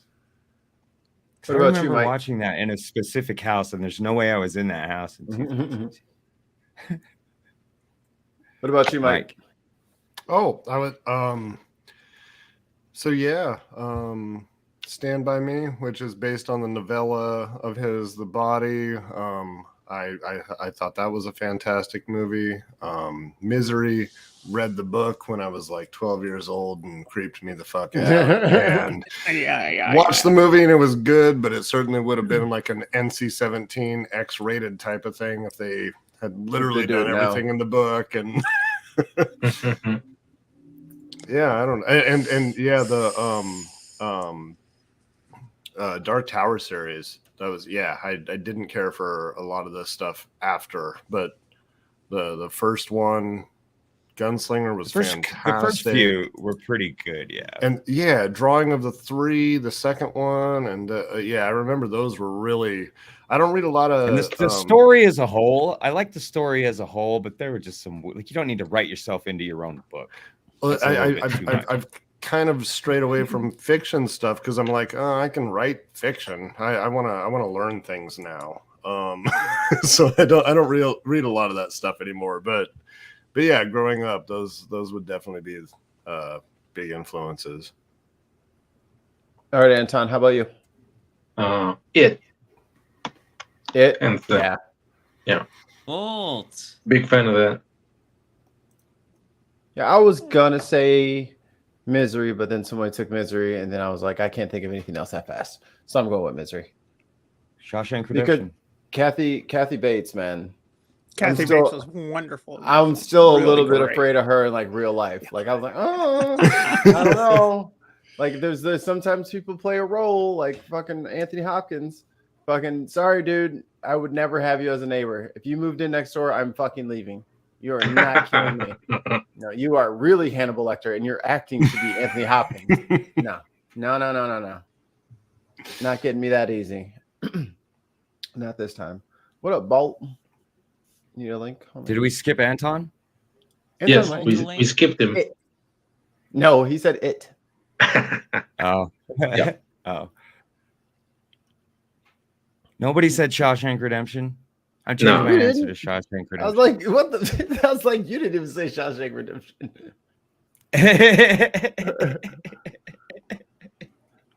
Good adaptation, but if you go back and read it, same thing as like the Langoliers, where it's like, are you kidding me? Like, yeah, just pulling a little story, and yeah, Shawshank Redemption, great movie. I could have adapted that screenplay. I'm just saying.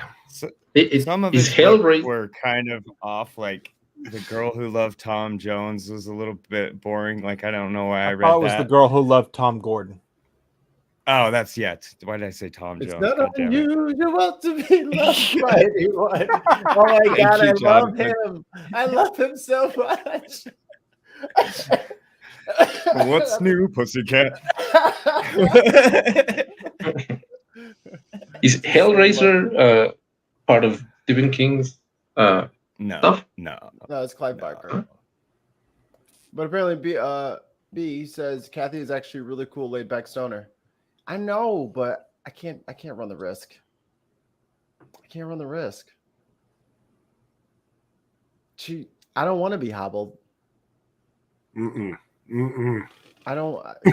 That trauma. No. I've been scared for my ankles forever. Oh, look, we got some guy named Niall the 604 Theist. Who the fuck is that? Who's that?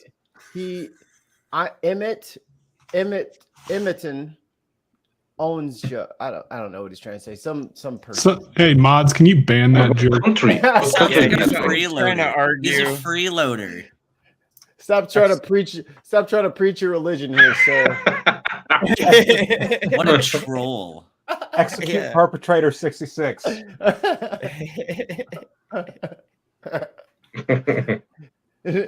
Neil's gonna come back up here. So I quit smoking. Because apparently when he walks, if ever he should walk away, this is what happens. But that's hey man. The Shining is one of the best books I've ever read. It's one of the scariest books I've ever read. And I think that Pet Sematary is one of the scariest movies that they ever made. Yeah. But I haven't watched it in a long time. Does it hold up? Is it scarier Not than the new one. Not the new one, but the old one. did a good job on the original. No way. The Tom sequel Jones was is- garbage. Except for Christine, what's the dumbest Stephen King book you've ever read? Except now for we're Christine. It's like, Because it's always Christine. Except for Christine. Oh, Did Stephanie mention her favorite? yeah, I went with Cujo. Oh, right. Oh, Man's Best Friend, right? Or was it Man's Thinner? Best Friend was the I- movie? I never read Thinner, but I saw the movie, and that was pretty bad. Agree. Hated the movie. I read the story when I was young. I really enjoyed that. The movie His was short stories awful in are my opinion. Really good. So Tom Jones is one of the judges on The Voice UK. Wow. Am I getting in trouble for this? No. Yeah. You're not going to get in trouble for Un- anything. unless you put it closer to the camera. You don't No, have you'll to be ask fine. our permission. Unless you're gonna like flash the camera, you pretty much don't have to ask. Yeah, if I you hadn't thought about that, but there we go. And okay.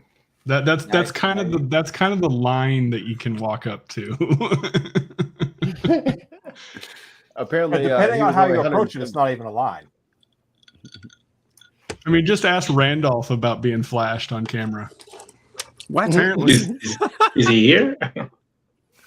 apparently, he was in a debate in which the guy stood up and was not wearing pants. Oh yeah. Oh yeah, I saw that. That's just not right. or underwear.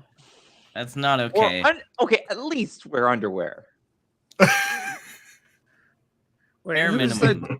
Who is the editor at the New Yorker that got shit canned on account of the fact that he was in some sort of a like a Zoom meeting and he was sort of Oh, watching porn. pleasuring himself? Yeah.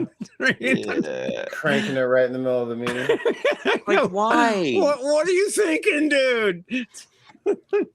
I Wasn't mean, there. hey, you know, us pros, we know to check, make sure OBS is closed, cover the camera, double check, triple check before you start. So I almost hesitate to tell you guys this. Disconnect your mic. Are you sure you want to say this when it's recorded? Yeah, I'm pretty sure. Okay. So I saw possibly the coolest thing for my idiot brain that I've ever seen, where a guy set up his his background with like a screen capture, like everyone does on OBS, right? But it was a video of him bringing himself a cup of coffee. Oh, Wait.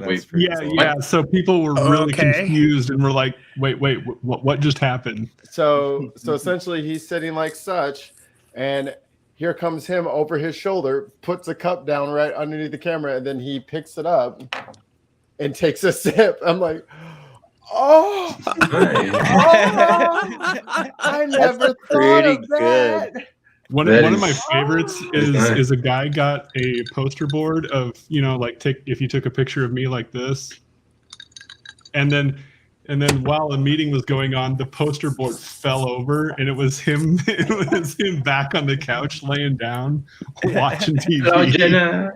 Jenna, the lovely Jenna has joined us. I haven't seen Jenna in so long. Me neither. Missed you. Yeah, she's too good for us. No, I've been in hiding. Oh, for a second I thought you said that you've been high, and I was like, "Whoa, don't admit that." Well, no, I've been high too. Like my meds make me feel high, so I'm just like, I'm sorry, my voice is like in and out sometimes. Hi, everyone. Hello, You've been Jenna. yelling at a lot of people the last 7 days. All right, what? You've been yelling at a lot of people these last 7 days. I was on vacation, and then I've been sick for like a while on and off, and it kind of got like worse to the point where it was just like knocking me out a lot. So I'm finally on medication that's fixing my immune system, and it's lovely. Do you have like a slight little cough? Like a little cough, because I'm about to say that's the same thing Kristen's got. That's really funny that y'all got the same sickness. Well, I got a You little know, bit she of a cough, came too. she came home the other day and she's a little red on the shoulders, like she had been out in the sun. We ain't got no damn sun here. Mm. So I'm just thinking, okay. I know Dr. Ben knows it's men. I'm on cyclosporin. Oh, okay. Fun. No, it's just I have Just I have- talking in code. Yeah. Greek. Can I sneak out for another break? Because right Mhm. now I'm going through another fangirl experience. Yeah, you Hey, sorted I'm with that you shit on that your one, own. Mike. Hi, Mike. Jenna, We'll hate you twice. we're talking non-profits. We're talking like every. There you go, Okay, Mike. I have Good for you, to. buddy. I'm scared to death right now. I need to grab a cigarette and just. I haven't done nonprofits in a minute, so that's actually kind of cool. I just need to get my ass off camera right now. You do that. I wonder what I this like is.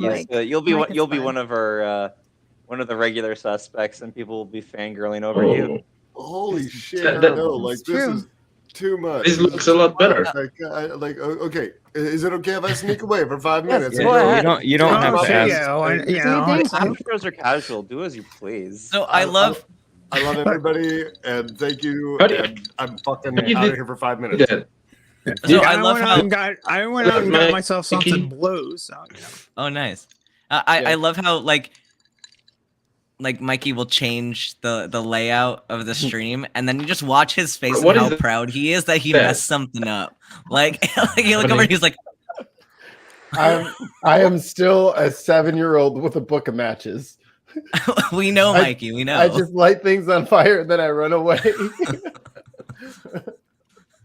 It's fun for me. It's my only delight. It's like Mikey doing us doing the recordings the other day with the weird voices and stuff. Mikey was having way too much fun with that. Do it again. Way too much fun. Well, I was having a lot of fun with it too. Do it again. No, I don't like it. You can't see the background. It doesn't leave any space. Oh, wait. Jenna, since you came in late, now you have to answer the around the horn question. What's your favorite Stephen King, either book or movie? Ooh, Misery. Same. Movie. Misery is making a real seems to be a hit among them. That is a hit. The You Titan think there's says, gonna be a "Imagine remake?" being afraid of Jenna." I don't know. Jenna can be scary sometimes. Sometimes. And yeah, Can I can she? taste and smell fine. I don't have COVID. It's I have like this like severe eczema bullshit that's been knocking me out a lot. Yeah, sympathy. Yeah. What can you do? Is Misery the Black People Stephen King movie? 'Cause me and all my friends have seen Misery, but I don't think anyone is. And maybe It, but that's it. Y'all got all these other titles and movies. I was like, oh, I didn't really know about that one or that one. But everybody's seen Misery. Everybody's seen I Misery. thought What's the guy? you've Jonathan never seen Filson. Shawshank Redemption? Nope. Oh, well, That's I haven't. a good film. but I don't like it more than Misery. What's it all about? Well, no, but Mikey Yeah, said Green that Mile. never seen any Ooh, other shit. Stephen King movies. Green Mile's a hard one. That's a hard first. What's that Wild Bill dude? What's his name? Because every time he pops up in the movie, I'm just like, Wild Bill. He's like super fucking crazy in that movie. The guy who spit out the fucking moon pie in the dude's face. Yeah. Like his Yeah. real life name, I forget. That actor, Yeah. he is hilarious. His name is Sam Rockwell. Yeah. Sam Rockwell. Yeah. I can never think of his name. He's that He's guy. in this one movie he did that I liked. I can't think of the name now. Let's I hate see. Michael Clark Yeah. Duncan's dead though. Yes, he is. Oh, I know. He's such an icon, honestly. Just Yeah. Trying to find the movie. Oh man, I heard all the good actors going away. Come on. Just gonna get as comfy as I can here. The unfortunate part of getting older. Huh. Iron Man 2. When he showed up in Iron Man 2, that shit was perfect. I was like, I hadn't seen him in like 10 years doing any kind of acting. He just came up out of nowhere. I'm like, my man. Earning that shit. Secure in the bag. Oh man, what movie was he in? Was the character The Walking Man? The what? I don't know what that is. What is that? I think they're talking about the guy. I've never seen that. Let me Google it. Googling. I don't even know what that is. Does anyone else know that movie or book? Mm-mm.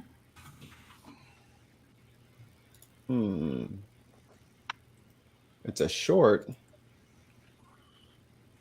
What the hell? What is this? Is it porn? No, it's not porn. Well, damn. Sorry Bummer. to disappoint. Do better next time. Please. Working on it. All right, so who's got big shows coming up soon? Well, we have one tomorrow. We, as in Mikey, Jonathan, and I have one tomorrow. Mm-hmm. Mm-hmm. Not one heroes. Yeah, I was wondering if I have one guess I'll tomorrow as well. So, Rime of the Frost Maiden tomorrow. I always forget what time it is in Central Time. 7 Central Time. It's gonna be fun. Go watch it. Don't forget, daylight savings time happens. For real? For all of you people, it does. Is it really? Yeah, it's bullshit, Jim. I have to manually Oh, shit. close that thing and keep changing my phone. See, I don't have to do anything. Well, Yeah, I know. You I'm so know. jealous of bully for you. I've already turned the clock ahead, so I'm looking at I wish I could do that. Well, jokes Which on doesn't? everybody else. I'm an hour late for everything, so ha. Facts. Sorry Now for you'll be stepping right on away, by time. the way. I've been planning this all along. You love it. I have a show on Monday. So I just started my. what are you going to be podcast. on tomorrow, Ben? Nat One Heroes. Not one heroes. Nat One Heroes. Now what heroes? Well, I'm But what DMing hero? it, so yeah, That's what it's it's also called? gonna be there. Not one Yeah, heroes. that's the is channel, a Nat One D&D Heroes. Not one heroes. D&D actual play. so to speak. What's it all? I think that's what they call What's this it genre. about? So there's two different campaigns that we do. One's a homebrew called Actuary Blasphemy, and the other's a module that student Dr. Ben's run called Rime of the Frost Maiden. Mhm. And it's about surviving in a cold, harsh, magically imposed winter and trying to do something about it. Basically living in Canada. While It's not a also happy shifting around campaign. the point person on screen. Canada, the campaign. Canada Canada. campaign. It's like D&D No, hard mode, no. basically. People No, are there's- so mean for there's it to be m- Canada. It's too murdery to be Canada. Oh, fair enough. You guys have all the murder. It's They do be it's murdering. it's more of a scary campaign. It's more like the So- Upper Peninsula of Michigan. Yeah, there you go. Okay, fair enough. I get that. Someone said they had a show on Monday. Was that you? I think it's Stags. He's sitting back Yeah. down. Stags is coming back. Stags, you have a show on Monday. On Monday, I have a show called The Stream of Consciousness. It's a podcast. I just started it last week. I actually started it years ago and then stopped. I started it again, so we'll just count that. And we just hang out, talk bullshit, whatever, news, politics, religion, or just poop. And if anybody here would like to come on and chat, it's like noon Pacific on Monday. What is it Nobody called has again? any- Can you put the link? I'm at work. I might be able to. It's on my channel. It'll stream live on my channel. I don't have a link for it right now. I'll grab There's it. actually a new video on my YouTube channel. No, there's There it not. is. Okay. Swede. No, there isn't. It was. If you want to know why share buyback programs from companies are a thing, I can explain it to you. I'm actually interested, so. And why the rules of our financial system basically require companies to do share buybacks instead of capital investment into like new operations and employees. Can you tell me why my gas is $6? Yeah, uncertainty breeds price increase. Cool. Thought so. That's exactly my thoughts. Thank you. Well, actually, I would be more like uncertainty breeds an excuse for gas companies to increase the price and make even bigger margins. Well, uncertainty bred the futures market oil price to jump. And the gasoline price is a lagging indicator of the oil price. Profits are probably going to be pretty stable for the oil companies. The extraction companies are actually going to be the ones that might do fairly well, but not really, because the cost of extraction is still pretty high. Oh. When the fuck was the last time I saw $3.80 a gallon? Jesus. It's funny because I live in oil-filled country, and people are always like, "Man, we missed the boom. I missed the boom. Obama ruined everything." And then they're like, "Gas prices are so high. Oh my God, President Biden." It's like, you understand that when gas prices are high, you have a job. Like they don't get it. They don't get any of how it all works. Yeah, like North Dakota and that area, it's unprofitable to drill there unless oil is roughly 85 a barrel. Yep. So it has to be well above that before you'll start getting new production, because roughly 50% of the production out of an oil well happens in the first 2 years. So as long as they can go in at 90 to 115 a barrel and lock that in with futures pricing, you'll see a drilling boom. Yep. And tons of people from here go up to North Dakota to work when it's busy and high prices. Yeah, you are can high. if you're reliable, can work alone, and are very good about reporting certain things in on time regularly for the regulators. You can make 180 grand a year driving around to all the wells that are already drilled to monitor pressure and stat monitors. Yep. Damn. Really? Yeah. That's like one of the cushiest jobs. You won't see another human for months. Right. Wow. The Navy has prepared. Sometimes you work with a partner, but you go in shifts, so you hardly ever Yep. see them anyway. Yep. Yeah. So that's why people don't do it. Is they'll go up there for a month and be like, I haven't seen anybody except for the the McDonald's drive-through person.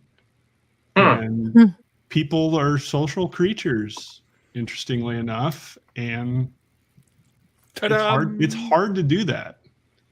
It's no matter how much you get paid, it's hard to deal with not being around other people. This is true. That's the truth. Hi, Neil. Hi, Jenna. Nice to see you. You too. Feeling a little better? A little better. Good. What? That's it? So, are you going to be in the non-profits next week? Huh? What? I was asking Jenna if she was going to be in the non-profits next episode. My work schedule has prevented me from actually doing recordings on Wednesdays now, and I can barely manage to try and help with producing. So I think I'm in trouble. I might be kicked out soon. It's just I can't work around my schedule, and plus I live and work on the West Coast. So the moment I'm off work is like a half hour in them actually starting to record. So I can't manage, unfortunately. But I do other things. Yeah. I have the same problem. What What other thing? I will be to shill more. I will be uploading an episode in about 2 days that will explain why gas is actually cheaper today than it was in 2011 and in the early 80s. No, I know what Shut he your means. lying mouth. What? It's called real I don't cost believe in dollars. Mm-hmm. I don't know what gas prices were in the 80s. I wasn't born, but you're a damn liar. 1980 was roughly $1.38 Jesus. in absolute terms. In today's terms, on the national average, that's $4.30, as compared to the national average right now, which is $3.03. I'm Who wants just to trade glad $6? I'm just glad I drove from Maine to Florida like 2 weeks ago instead of this week. Smart. The reason people are feeling pain, though, is a completely different reason. Is because a year ago we were at $2 for an average, and anytime, no matter how less expensive it was than 10 years ago, anytime within 6 months, if you see a 50% shock, it's going to hurt people. So it is what it is, as they say. Mm-hmm. Yeah, if anybody Yes, wants it to come on Monday with me, let me know. Be doing it around noon. Yeah, Pacific. Thanks I might again be able for to letting me drop be by. part of this too. Are you on Twitter, Anton? Yeah. Yes. Wow. Yeah. How do I What's your go Twitter? about it? My Twitter is good question. What's my Twitter? It's an is it at Anton? something or other.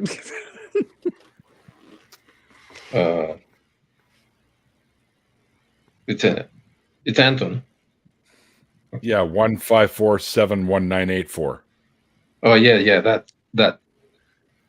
Oh, you're one of those people. First name, bunch of numbers, have its opinion, having. I didn't put the numbers. I didn't put the numbers there. No, Twitter With will an do eyeball? that for you. That's why it's like. Yeah. You got like an eyeball as your thing? Yeah, it's an eyeball. Football shape. Is that what that is? Oh It's a closed eye. Yeah. I just It's an followed eye. you. I'll send you a message Awesome. on Monday-ish. What time zone are you in? Are you in America? Yeah, no, I'm Central Time. Okay. Yeah. So it'll be like It should. 2 your time. Yeah, it shouldn't be too far behind. Okay. It's a Central. What is it? Texas time, I think. Yeah. Yeah, that's central. I think Texas has a couple time zones, doesn't it? Mhm. Big ass place. Actually, yeah, I think so. I'm gonna be with Aaron tomorrow. Cool. In his channel. Nice. With Arn Raw? Yeah, he's about to finish his. He has 2 more episodes on his Quran lessons, and I'm after that, I'm no longer gonna be appearing in his channel. I mean, you could always try. Well, apparently Neil and I have made a date for next Tuesday, so we'll have to figure out exactly when that is and all of that other shit. But Well, it's 5 p.m. Pacific time. all right, That's gonna be awesome. Oh, Stephanie, you're gonna tell your story? I guess. Yeah, It's so fun. Oh, when I'm you talk definitely that going. Jerry. You're watching that. You can follow me at Stephanie probably doesn't. on Twitter. That's my handle on Twitter. What? Sidra, SIDHRA. Yeah. I think you sometimes have that handle on the Discord, the Atheist Discord server. Yeah, it's a relic of the old bloggy days. It's like when I was, everybody's anonymous. You gotta keep your. It's finally, who gives a shit at this point? You probably don't recognize me. I appear as Cigarette on the. I have become. Okay. I've talked to you several times over there. Oh, Ziggurat! Oh my gosh! No, I did not Yeah. make the connection. Sabrina, you didn't know? Well, you know me. Well, I didn't know Ziggurat's actual name. I don't think I've never seen you. Oh, Now we well, do. well, this is me. Oh, this is you. Okay. Yes. Well, I can't say pleased to meet you because I've already met you. Yeah. Just did I you forgot realize it? to mention that at the beginning. That's At the beginning of the after party. So now, Stephanie, now I realize why your name was so familiar to me. We had spoken on Twitter. We had. You sent me a there you message go. wanting to jump in to one of these earlier, and I didn't see it till like the following day or something. So, and then we were talking about having you on anyway. So now we've got it confirmed. There you go. There you go. I am pleased. The magic. The magic. Well, I just, television. I love, I love the fact that you're willing to come on, and I also part of my excuse, we'll call it, is I do speak to so many different people, so sometimes I misplace memories and people's names. And once I read, I said, oh, "Wait, we've talked before." I was looking at the Twitter to get your @ out there, and then I was, "Oh yes, I remember this now." So yeah. So forgive me. Yeah. No. I gotta. Fine. We can use our. So what he's saying is, just because he follows you on Twitter doesn't mean he knows who the hell you are. Exactly. Say something to him. Yeah. I gotta followed me start for watching 2 weeks. I follow plenty of people on Twitter who I don't necessarily know exactly who they are, but it's just because they make cool pictures. Yeah. Yeah, I gotta start watching his old videos. He's got Eric Murphy's Deconversion Story. He's got Aaron Falkland as well as he got. I'm pretty sure it's full of gems. I'm closing in on 400 of them, for crying out loud. Wow. Oh yeah. Wow. Wow. When are you gonna start your repeats? I don't know. I want to give people that haven't been on a chance long before I start doing stuff like that. Good, because I hear this Mikey guy keeps wanting to redo his. Don't do it. Mine was terrible. I need to redo mine.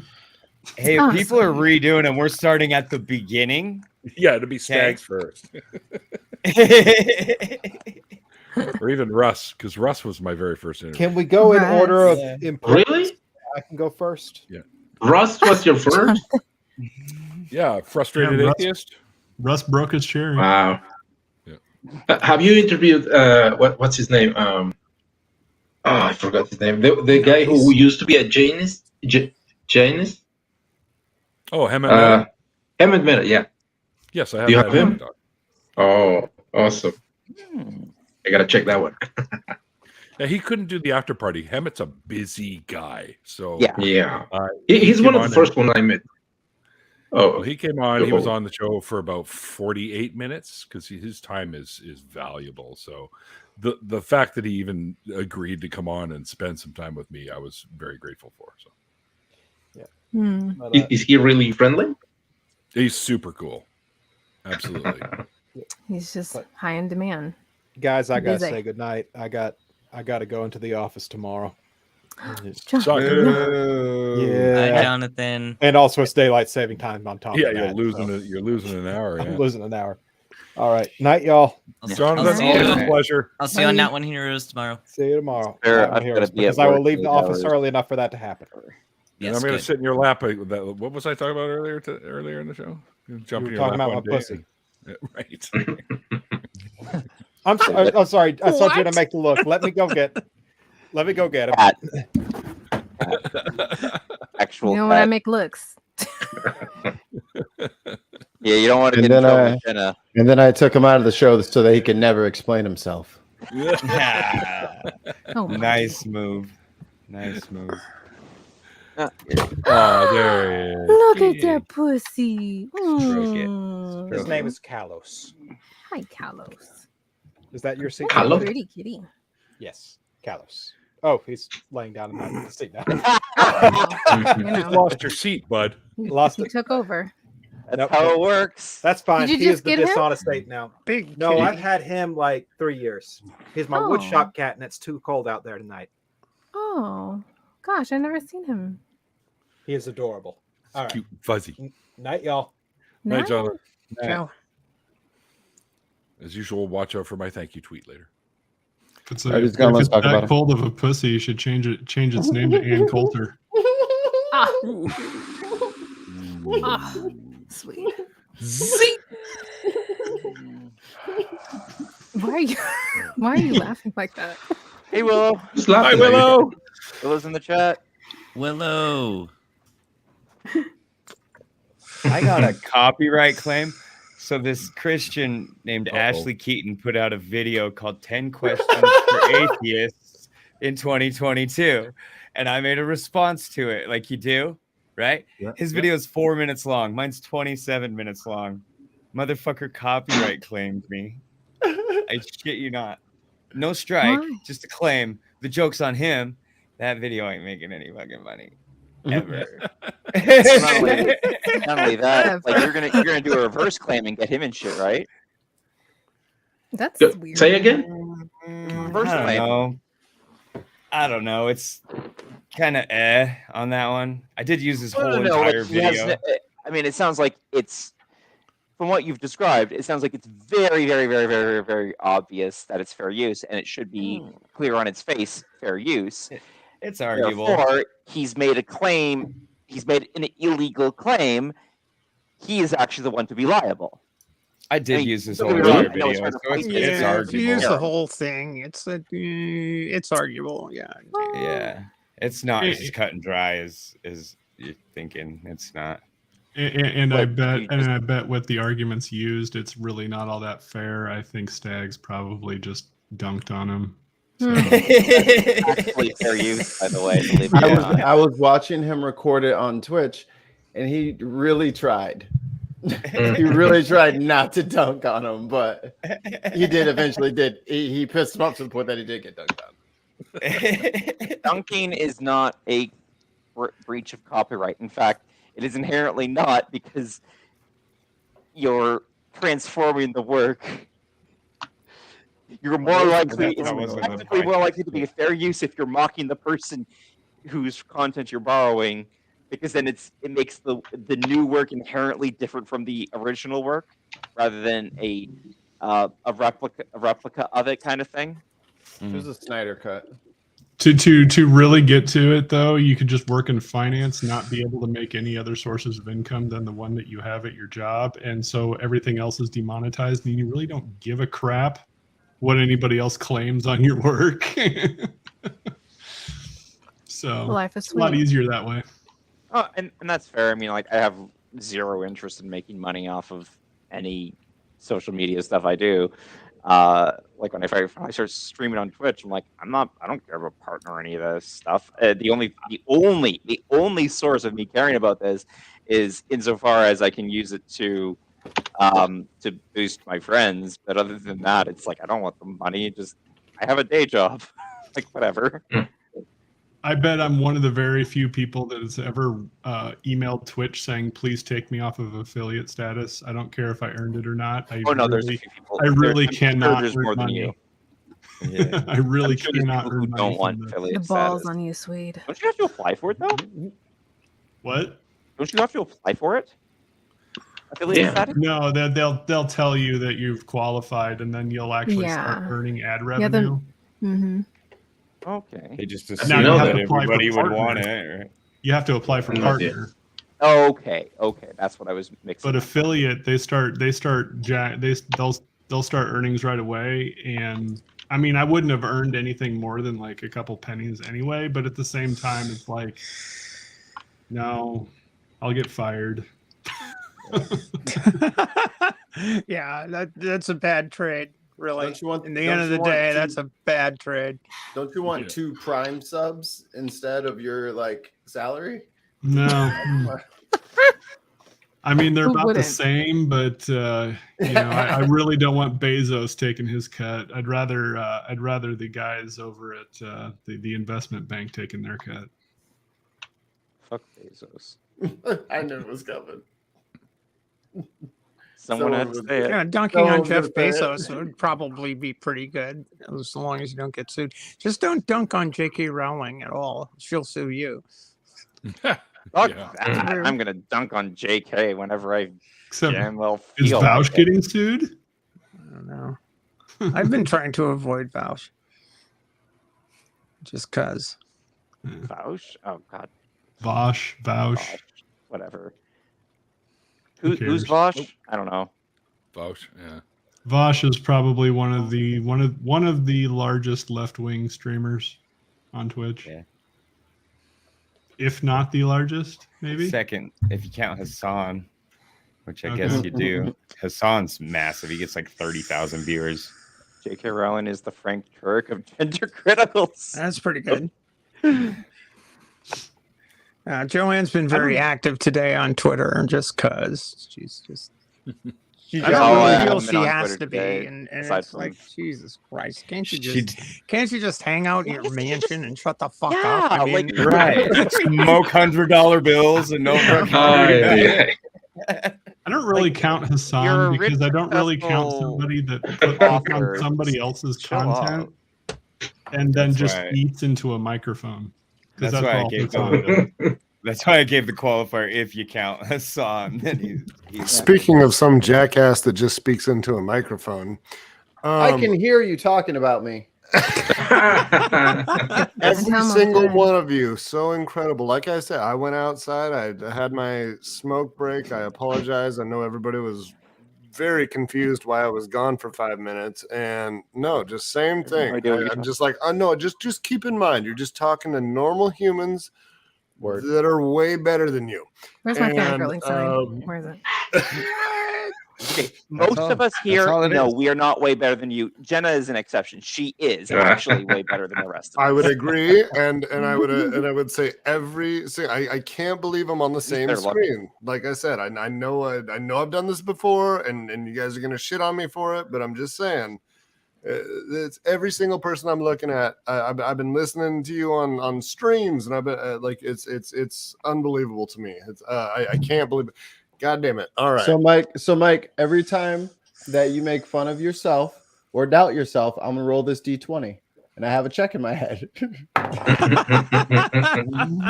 Okay, you pass this time. Next time you start talking about yourself, I'm gonna mute you.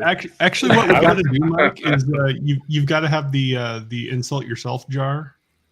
So and it's $5 every time. Yeah. Every time. It's like Neil's cuss jar, you know. Wouldn't I be just using my own money? Wouldn't I just be using my own money? I mean, that doesn't. Yeah, that doesn't make a lot of sense. And when it gets to $1,000, you have to donate it, so you're actually paying. Okay, I'm down. Sometimes I wear glasses, sometimes I don't. I got another one, Neil. Sometimes you feel like that. Sometimes. Another one, Neil. This is the last one for tonight. Okay. So the bookies has a over-under of July 2045 on when True Nord Talk will start with the new hosts, Randolph and Neil. Betting line is -140, and good luck with that one. Cool.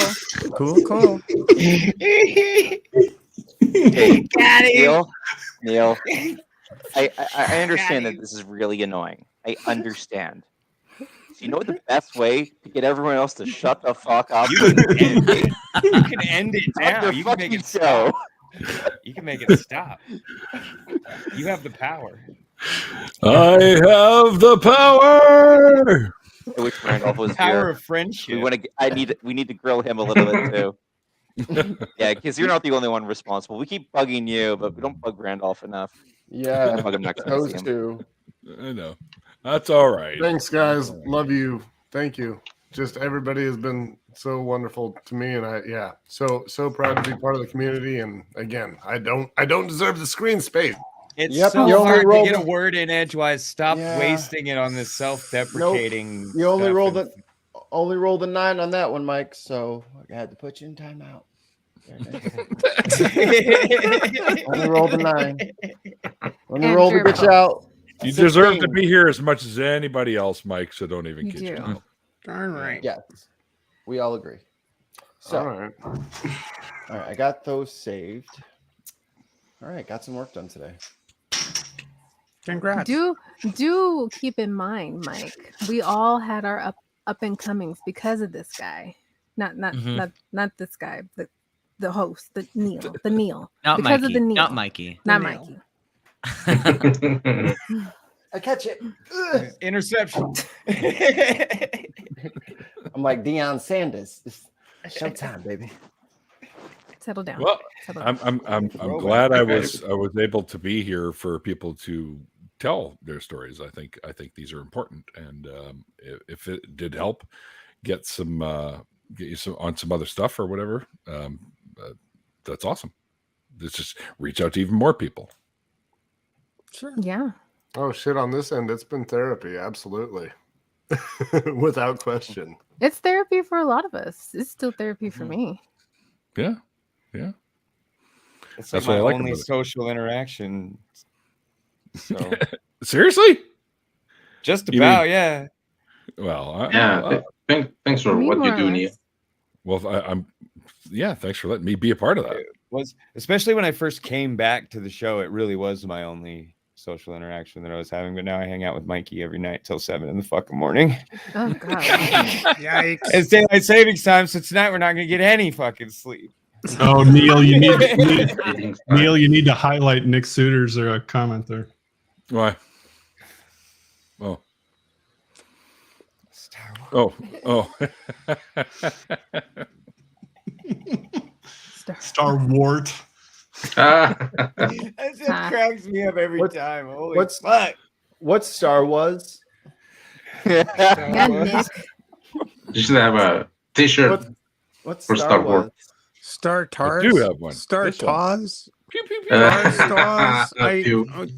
Start Oh. was. Star Wars. Yeah. Star Wars Star is spelled Wars. with a T. Look at STAR. WAS. Yeah. What's Star Wars? Well, he can't be drunk. 'cause Someone- He doesn't drink, so. I think someone misspelled their misspelling joke. Dun, dun, That's why it's so great. I know. That's why it's so great. Or what?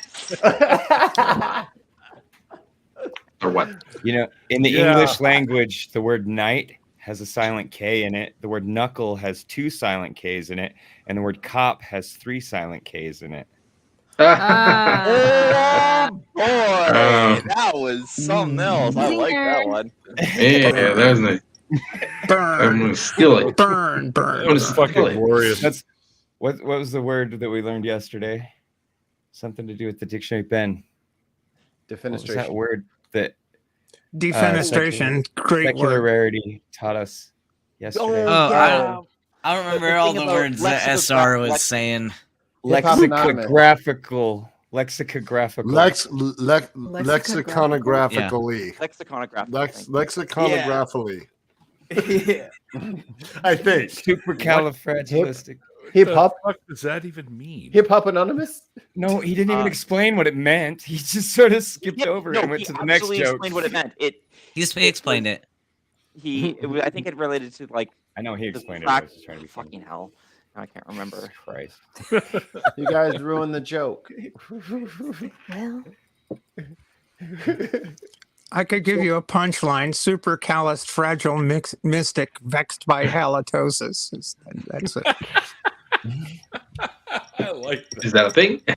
That's a Alright, go. punchline to a long joke, but I'm not going to tell the joke. You can, Yeah. Okay.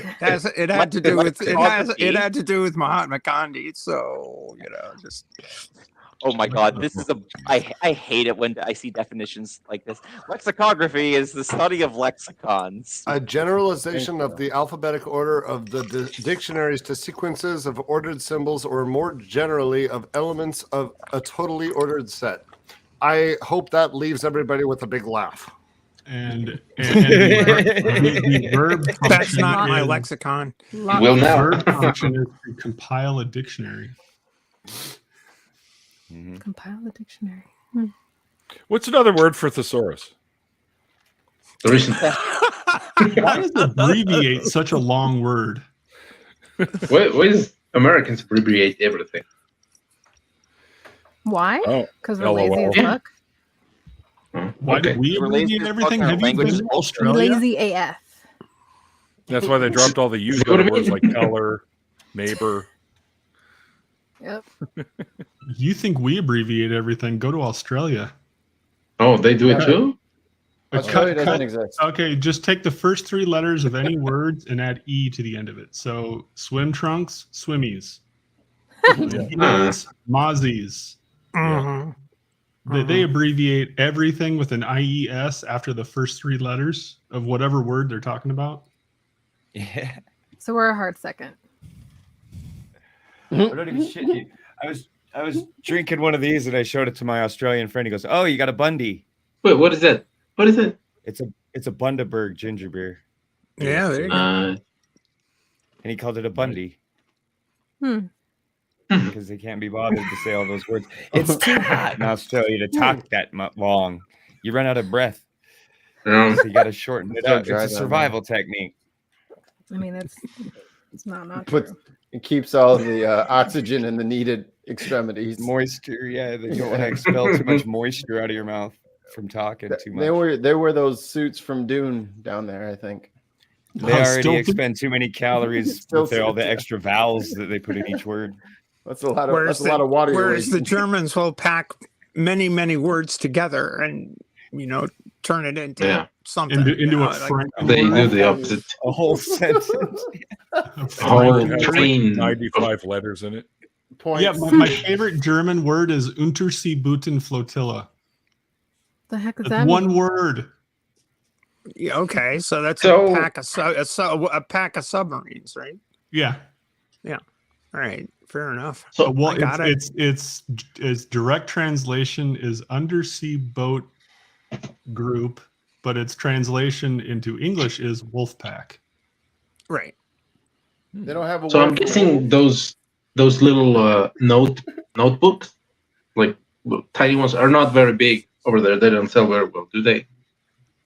How are you gonna write in German on those little tiny? Post-it. I should have one somewhere around here. Post it like this. Or like a note card. Yeah, them 3.5. Yeah, but no, but 3.5 note there's- cards are gonna do shit for you down there. Yeah. Can't study for no quizzes with that thing. Everybody gets to bring their note card cheat sheet. So I can put what? My name on it? Like what the fuck?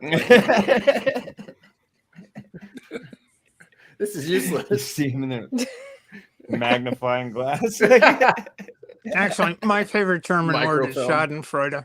I Yeah. think it's a Schadenfreude, yeah. great word. Either that or Panzerkampfwagen. Man. Pentaconflagon? Yep. What's Short that for that's long for tank. No. Long Those are in back to college. Which funny story is the reason we call tanks is because in 1917 they didn't know what to call the armored vehicle that they were making that is now known as a tank, and so they wanted to make it as innocuous as they can, so they called them water tank delivery vehicles. That's why we call them tanks. Yeah. I thought it was because like that communist politics stuff. Random history facts. Tankies. Yeah. Sweet's full of them. I bet they could What's that? launch a water What's that tank say? pretty far with one of those things. Schadenfreude 2 is the name of the Etchels I sail on. It's Schadenfreude 2. USA 1350. Oh. Yeah, right? You delight in Schadenfreude is a great name for a racing boat. Oh, look at those poor because guys. you delight in Too the bad luck of bad. others. Willful glee at another's misfortune. What a great word, Aren't you required to stop and help if you're out at sea, though? Not in a Well, race. yeah, but if you're racing and you see somebody, just going missed the the race wrong part. way, it's gee, what a He's shame. like, Those guys. Yo, that current's pretty strong right now. See you at the finish line. Careful. Oh, Don't want to get swept away. Yeah, I mean, the owner of the boat, this is Schadenfreude 2. He had another boat that he asked me, what should we name the boat? It's like, well, I don't know. How about Schadenfreude? He goes, "What's that mean?" I go, "Well, willful glee to know this misfortune." He said, "Perfect. Let's go for that." I wanted to get I tried to convince him to name the new boat Doppelganger, but he wouldn't go for that. And it's like, no, he's Can't go just for that. No. Yeah. A little all the notes for you. No can do.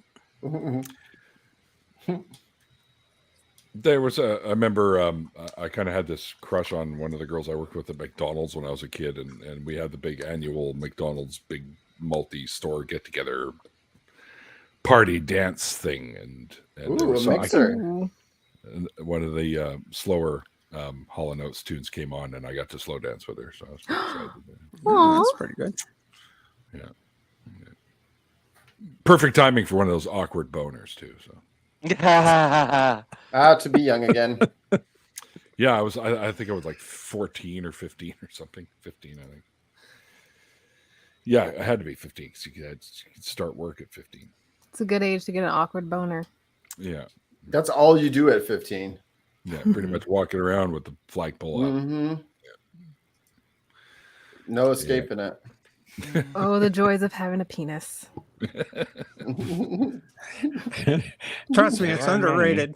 No, I overrated. Actually, You walk around and all of a sudden says the trans woman. I'll take one, please. Yeah. Yeah. Hey, it's overrated in my humble opinion. But see, but I would kill for it. So well, you miss never. Something about the grab. Say that now. Something about the grab. I hope you figure out what the awkwardness of wearing sweatpants is. I wear a Packer. So, but it's like memories. None of you, except for the trans people here, have any idea what it's like to be in a body that doesn't align with what you need it to be. Like the inconvenience of having a body part does not even come close to the agony of having a body that doesn't work with you, and not having organs that your brain needs to have. Mm-hmm. Right. Believe it or not, I identify with that. Which is why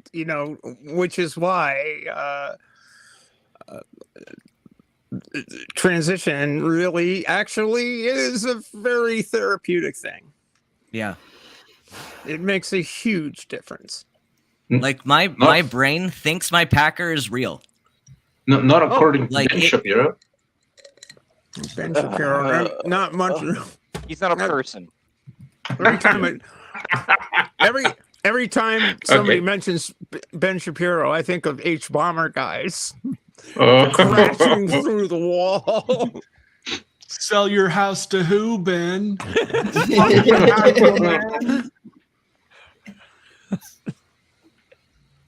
So good.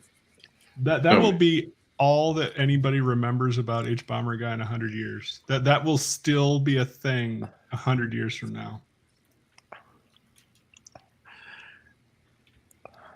It truly is a great moment in internet history. In internet history, it really is.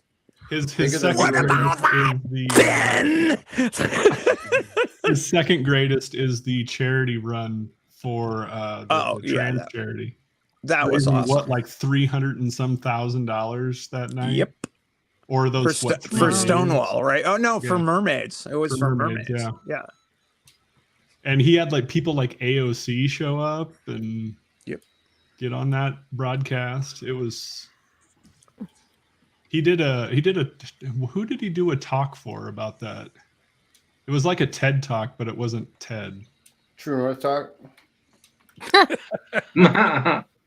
Sam Talk, something, I don't know. But if you look it up, he did a full I only hope to raise $2,000 to spite this guy that is a jerk, Glint or whatever his name is. Glenn Beck. Yeah, no, Glinner. What's Glinner. his name? What's his? We don't Glinner need to guy. say his name. Glenn Robinson from the Charlotte Hornets of 1983. No, it's Father Ted guy. Yeah. Whoever that guy is. Ted Turner. An asshole. Piece of crap. Ted Turner. Ted Turner's actually he's kind of cool. Strangely enough. Except for the fact that he owns half my state. Yeah, that's true. That's a problem. Sounds like a you problem. I think it's libertarians that don't realize that they'll just be serving at the whims of the landed elite, just like we are now. Yeah. Turner's finest moment was at when he won the America's Cup. He got absolutely shit-faced for the press conference, and he was literally sliding under the table. It was just hysterical to watch. It's like, Ted. Really? How long ago was this? When was that? I don't remember. It's like his tactician was Gary Jobson, and it was like trying to remember when it was. It was in the 70s sometime. The name of the boat was Courageous. I remember the America Cube team. I was part of that team. Wow, it's fun because it was the first year that they were using those boats. And I wasn't on the boat, but I was involved as sort of my business partner ran the sail loft in San Diego for Coke, and we did some super secret projects for them, kind of in the background. And the guy that ran the loft system that we were a part of, Bill Shore, was the director of sales development. It was an amazing project to be involved with. I mean, it's throwing all sorts of money at the ridiculous thing about making boats go fast. I remember particularly sales. It was really cool. I remember mostly it was the fact that I'd never heard of the America's Cup before, but all of a sudden there were advertisements for it, and there were it was part of other corporate advertisements more than ever before. The coolest thing about Coke was he hated his brothers. I mean, absolutely despised them. He actually sued his mom. Really? Yeah. That happens a lot. If you're in the finance industry, parents sue kids, kids sue parents, siblings sue each other all the time. That's depressing. Especially over money. I think Bill was David's twin. They were twins. They were fraternal twins, and they just absolutely despised each other. Your Honor, I would like to sue my brother because he won't stop doing this to me, but not touching me, but he's really close. He keeps not touching me, Your Honor. He's breathing my air. I keep setting up invisible lines, and he keeps going over them.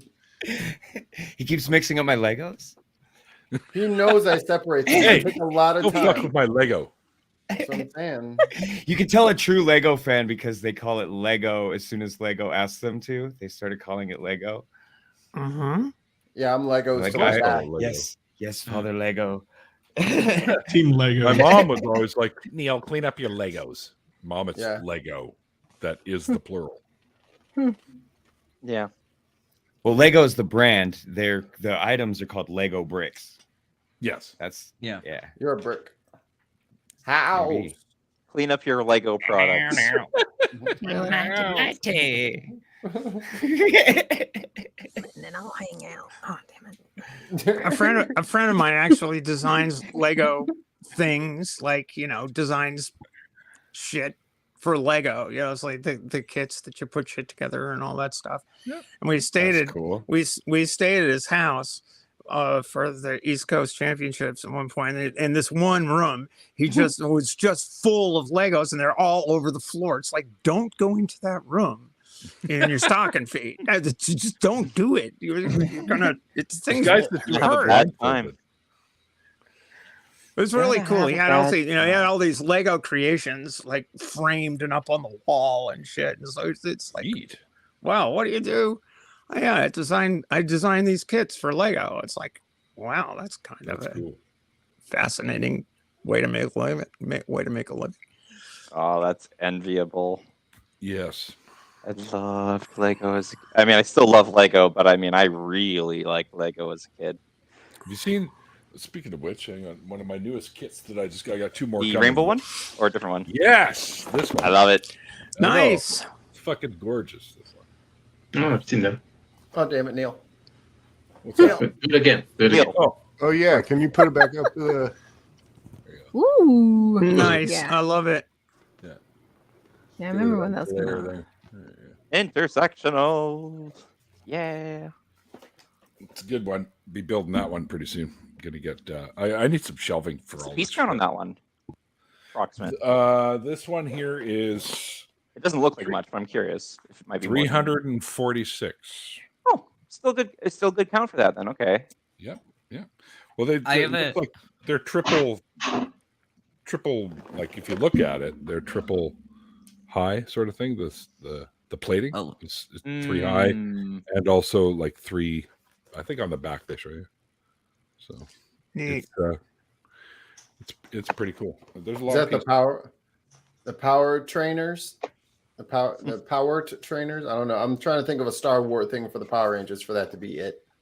Sabrina, I just read a pharmacy joke. Okay.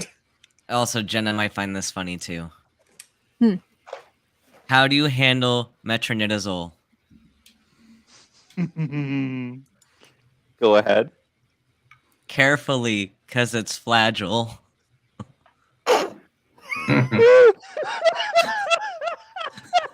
Are you going to share with the rest of the class? Okay. I don't get it. Flagell is the brand name for metronidazole.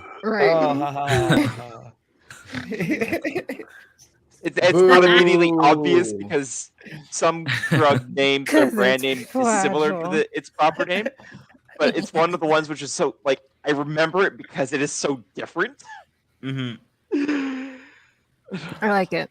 That's why student doctor. I broke That's esoteric nerds. why Ben's I just forgot the name of the stethoscopes collection is totally lit, man. Yep, it is. Ooh. Jenna's face. You know that meme where the bird's on stage and they're like, "Get some more jokes," and then he flips through the cars and all the jokes are like the same. Yep. He's sweating. If anybody's wondering, Littman is a major brand of stethoscope. Yes, See, I it is. gathered have that from 3 my of 'em. context You have clues. 3? I have 3 Oh, that's Littmans, smart. yeah. Well, I didn't lose How it. many I just stethoscopes do you stopped have? using it. I don't have any. 3, and they're all Littman. Oh, okay. Those Hey are the Neil, I'm shit. actually on the Expensive. patch. I'm trying to quit. I was doing too many Littmans a week, man. It was getting too much. So I'm on the patch now. Wow. Yeah. Jenna, I also got an Echo. The thing that amplifies it. Yeah, I got one. Oh, Yeah. isn't that pricey? Yeah, it's expensive, but it's worth it. I mean, It's like How much absolutely for worth that? it. I mean, Now bro, you can you, hear mean, people. you probably use it more than fucking I do. So I You probably can hear people's heartbeats from across the street now. Is that what you're saying? Yeah, basically. No, but it's real. It's probably not as helpful for like the nursing side, but like for cardiology, it is amazing. I bet. It's That's amazing. legit. Like, look at me in this calf lab with my expensive shit. That fucking cath lab. Really? I literally, I Do went. little equipment fashion shows or anything? Or? We had like 4 Watchman procedures yesterday, and I was so tired and like sleep deprived this whole week. And I go into the doctor's lounge, and like those cans of coffee, like they had a can that was like a double espresso. So I walk in, there are 3 attendings just like minding their business, and I just walk in like this desperate med student, and I just like chug this double espresso, and I get back to the cath lab.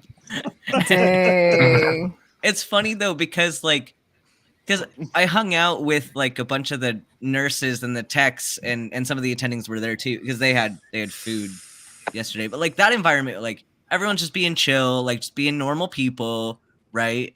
Because like because nurses and techs are like actual people, and then you go to the they're physicians, not. Come and then you go to the on. physicians lounge, Weird. and like everyone's so fucking awkward. No one's talking to anybody. They're just like it's like the weird. And this is every doctor's lounge I've ever been in is like this because, like the in the cath lab or other places, like people actually like work together, and they like talk to each other. Like physicians, unless you're in a residency program, like you're not talking to anybody else. Like all of your consults, like you might call them occasionally, like say one sentence, or you just like write a note and like they read your, so you're not actually ever talking to these people. So when you're in the doctor's lounge together, like no one's talking. It's just the most awkward thing. Like why you gotta be this way? Specialty physicians are just the weirdest folks. They're so weird. They're so weird. They're so weird. Like So there's, weird. I heard this story about. So well, and I'm going to be family medicine. So like family med are actually like they actually know how to talk to people. Right. But this patient we had like a couple weeks ago, he was saying like that he had a neurologist that would never like neurologist him. Well, he would never print out, like sometimes you have patient instructions, like he would never print out instructions or like write anything down on like normal paper. Like he would only ever write something on his business cards. And so this patient had like every time he got like a new diagnosis or a new like anything, like the instructions were written on the business card. And so That is weird. Yeah, I was like, why? Why are you like this? Why? Seems legit. I mean, I'm glad to know you're going into family medicine because God knows you need. We need you in family medicine. Well, like, why are people so weird? Because Get it. hospital doctors and specialists. I don't know. Because people. They're so weird. People be people. Ben, I need a new doctor. Give me a not even it's almost a year, and I'll be able to take patients. That's fucking weird. Then I can finally. And so you're fucking gonna show you come this move up fucking to rash. Canada so you can be our family doctor. This rash is going to be so much worse in a year from now. We'll see where the I'm army patient. sends me. If they send me to Canada, Oh right, yeah, I forgot. Fucking rash. What are you forgot talking that you're. about? I don't have a rash. Come on. This is not getting better. It is getting worse. Because it's army through army. Like, is this a case of you didn't have to pay for your education kind of thing? well, they're paying for 3 years for me because I was a late commission, but Okay. it's still more than like what I would be paying myself. I mean, so. that's Oh, I'm almost amazing. done with school too. Hell yeah. I'm getting a new class. Yay. Gosh, you're will all getting ahead of me. immediately I need to finish my schooling now. I'll be. And then immediately- Brainbug and I are gonna take a class on Reiki. So What? Why? Why? no, we're Please gonna. tell me- please We tell were me just it's talking about Bailey's. this. We were just talking about this today because Brainbug was talking about the weird metaphysics university or whatever, and so we're Oh, gonna God. do a show called Wooniversity. I think where we take classes I like and it. react I while we Nice. take I love them. it. That's Well great. played. Well played. Nice. Point. Nice. Bree came up with that, but That's- we're gonna make it happen. That's damn good. Yeah. Well, need to I will finish my agree with schooling. you. I've crewed for a number of physicians, and they are all incredibly weird. Specialty. Yeah, the family docs are usually less weird. Less weird doesn't mean they Usually. aren't. Oh no, they're I still have- weird. I've You talked have to some be a very little weird weird. family doctors. Oh no, you have to be some level of weird to spend that much time in school. You do. One guy I crewed for was the head of psychiatry at Maine Med, and he was insane. I thought anyway. It's like you're right out of your mind, dude. It's like, what are you doing this shit for? I'm sure he wasn't in practice, but it's dangerous in a sailboat. Pretty fun. I but- have. Let's see. I'll be done in October. I'm getting my bachelor's in health education, and then I'll go for my master's in public health in the next year or so. Hell maybe. yeah. Cool. Awesome. Welcome to the world of graduate studies. Yeah, so I'll be an Grad school educator. sucks. So you're going to be in health. So your focus will be in education then. Yeah. I could see that. You'll actually like med school or graduate school, because graduate school is so concentrated on the area that you actually give a shit about that it's. Bro, who you telling? Yeah, it's nice. Who you telling? No, I need a break though, but You. not too long of a break Oh. because I'm not paying back these damn loans. Yeah. Are you going to What the hell do are you- the government work and then have the government pay them off in 10 years? I'm just not paying it. I don't fucking care. Yeah, don't pay your student loans. Here's your money. Exactly. Yeah, you can just die in debt, Cash and this. that's it. That's fucking it. That's fine. That's fine. That's what I'm gonna do. I'm gonna make No. sure my credit cards are maxed out when I die. Smart. I'm getting a new car. Look at Sweet's face. He's like, "Oh my god." There's a few things you'll have to worry about, but I would talk to a lawyer to just make sure like you're not. It's not passable to like your purse Mexican. striptease. So you're not Sweet, are you a getting lawyer? other people. Are you Right. you're a lawyer yet, Sweet? What? He's in Are you a finance. lawyer yet, Sweet? No. I assume. Damn it. But Sorry, it's, Ooh, can you what do my exactly are you in taxes, Swede? Swede? I didn't quite catch that. What? He Sweet, said do my yes. taxes. No, I don't do taxes. I'm not a CPA. Damn it. Well, hurry up. Yeah. I What need someone do to you do? Damn. Don't do nothing we want you to do. I know you work with Economic math and money. forecasting and due diligence. Forecast know the what that tax means. refund. Reggie says How hi, Bob. many egg McMuffins? The average American's tax refund this year will be be about 30% smaller, because in Trump's tax cut plan for the middle class, he wrote in 8 tax increases over the next 10 years that hit, and most middle class people don't realize that.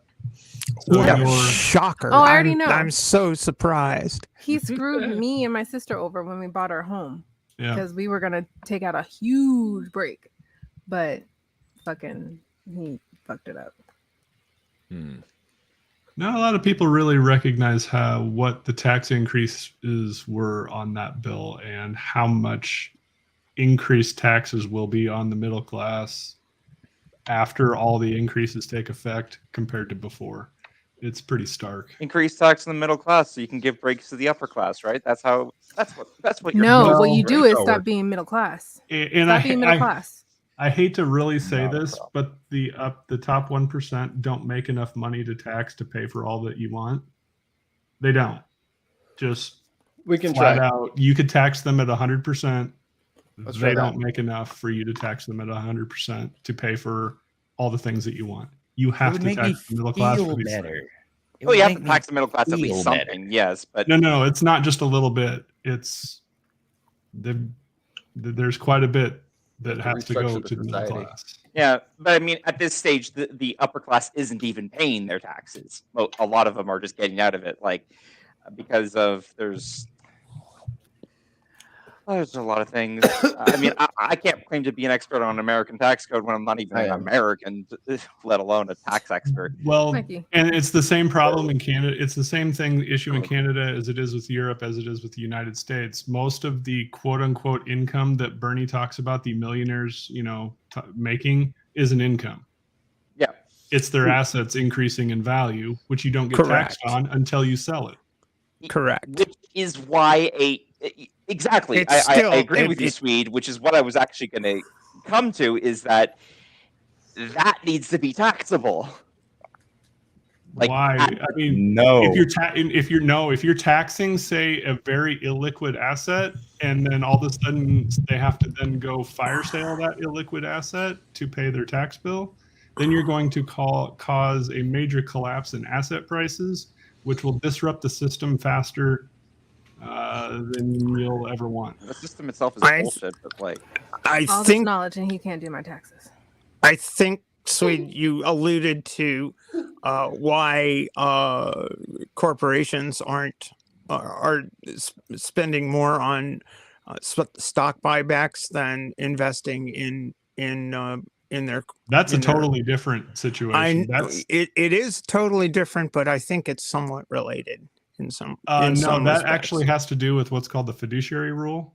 Right. And boards of directors are under what's called the fiduciary rule, which means they have to do what's in the best interest of the shareholders. And if Right. you're investing $20 billion into new locations or new employees or whatever, or you can buy back stock, and the buyback stock return on investment is much higher than build, new locations and stuff, you have to do the buyback. You legally have to do the buyback. Because if you don't, you're breaching your fiduciary duty and you go to jail. Yeah, and so what?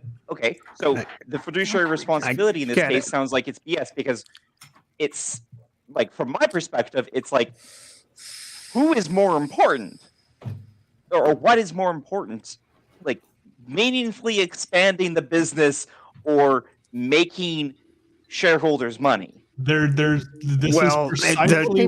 law says making shareholders money is the corporation's responsibility. That's what the law says. It's also complete bullshit. But now there's a new. You've all heard of like LLCs, partnerships, and C corporations and S corporations. Well, there's a new type of corporation called the B Corp, and the B Corp actually puts shareholders behind environmental employees and ethics, I think, is one.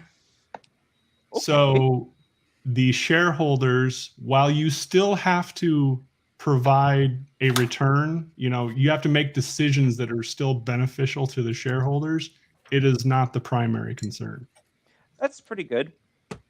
There is a concerted effort that you can actually go out and find B certified corporations in which their boards of directors are released from their initial fiduciary duty and are placed under a different type of fiduciary duty. Well, that sounds like a good improvement. I like that. And that's pretty much brand new. Now all we need to do is get rid of all the old style corporations, mandate that everything needs to be a B corporation, and then we can keep working towards removing corporations altogether and smashing capitalism. Sorry. Yeah. In essence, it really does take the teeth out of capitalism's exploitative methods. Yeah. No, I didn't know that existed. I had no idea this existed. I didn't even know it was conceptually possible. That's there's awesome. also what's called mutual benefit corporations, where it's under somewhere in the 500s of the tax code. So we've all heard of like 503Cs. Which are your fellowships, foundations, whatever. I don't remember what the 500 number is, but you can do a mutual benefit company in which the employees and or customers all become owners. And Isn't that like a co-op? It's a co-op. Yeah, well, okay. It's structured as a co-op, but you can have both employees and customers as ownership in two different share classes, or you can have just employees, or you can have just customers. You can do it all over the place. It's a pretty cool method, and there's a new government loan program that allows capital to be raised for those types of corporations, so that they don't have to go out and fund equity investment. That sounds interesting too. So, as far as taxing churches, I'm all for it, except for it's not going to provide that much revenue as much as you think it is. Sorry.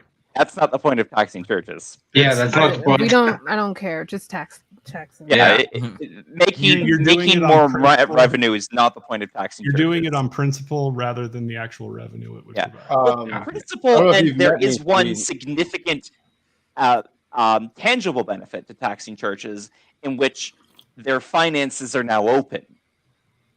Because finances are today, they have to file obfuscated 990s. right now.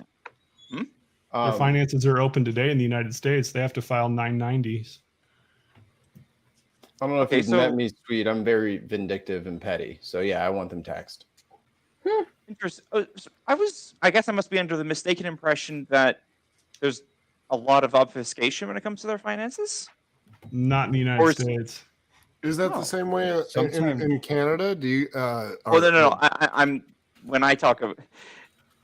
Everyone focuses on the States, and I was uninformed and now Sweet has informed me.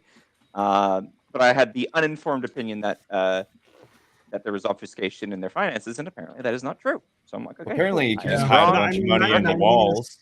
990s aren't, I mean, an open book, but it's pretty transparent of what they paid in salaries, what goes towards like community benefit, all their income versus expenses, what those expenses are. It's all open book. If they were smart, they'd be getting into NFTs, the churches.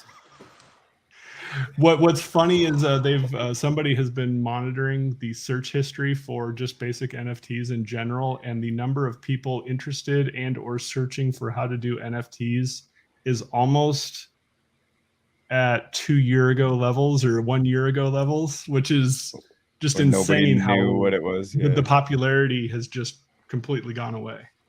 Everybody Nobody kind of cares. figured out it was just a money laundering scam Mhm. for offshore gambling sites. Well, not only that, but it was that like you'd pay for an NFT and your Ethereum went to somebody, and now you have basically an entry in a database that only matters if you actually are able to maintain that database.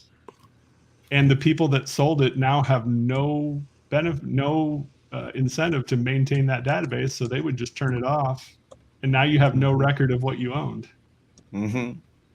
You have a link to nothing. A link to nothing. They're selling you a treasure map, is what it is. That was my favorite So metaphor. I stopped paying attention to boy. NFTs for a while. So they've died now. The popularity of them has pretty much waned to what it should be now, which is a hobbyist enthusiast Okay. type of Well, what it speculation. should be is nothing at all. But yeah, fair enough. Well, no, I mean, if you want to speculate, fine.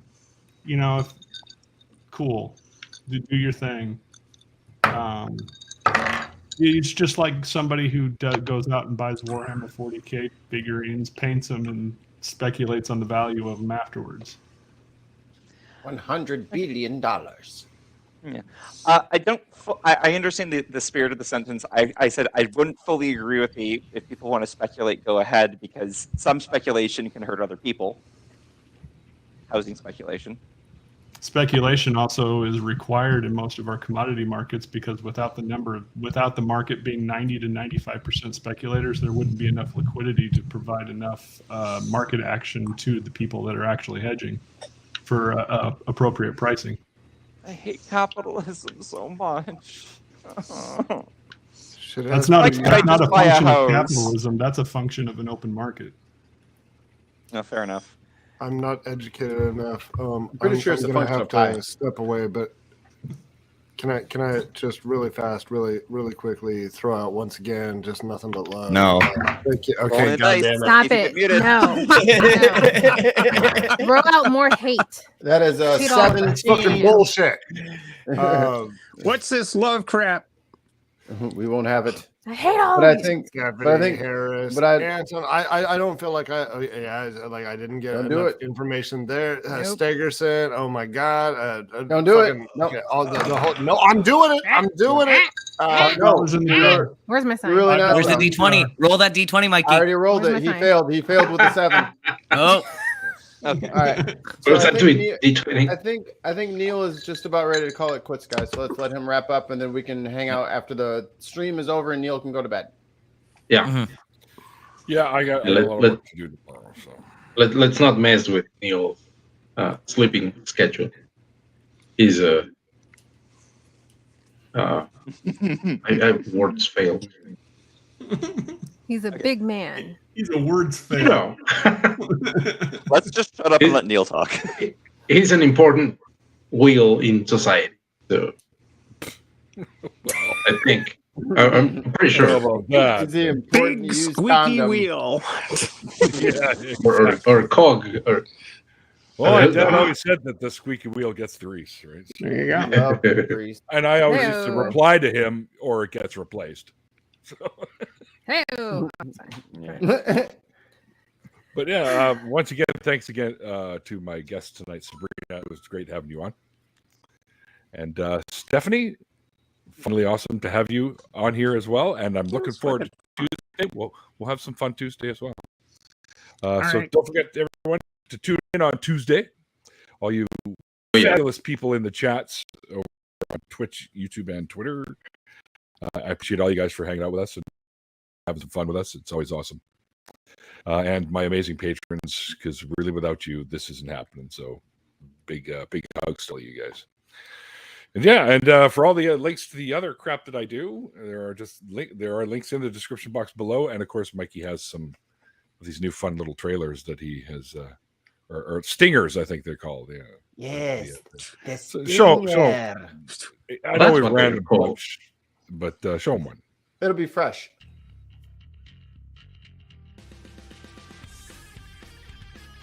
You ready for me?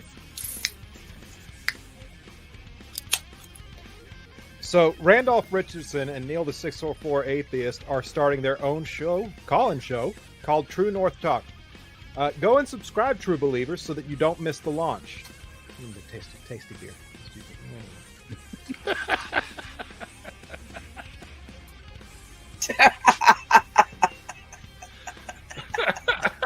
Flavor saver. That is.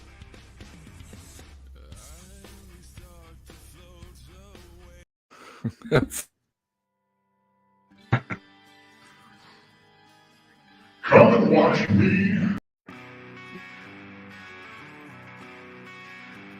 Come and watch me and some other great hosts on the relaunched The Non-Profits, airing Sundays at 3 p.m. Central. Go and subscribe so you don't miss it.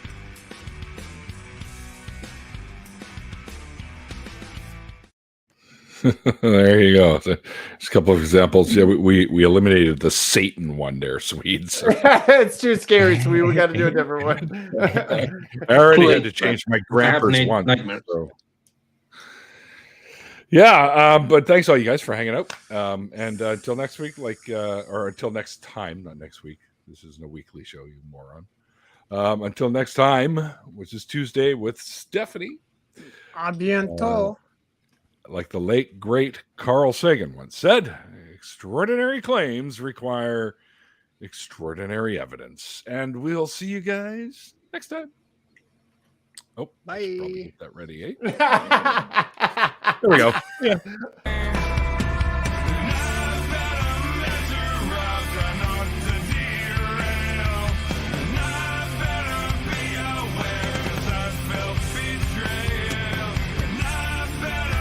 I chose to chase this song.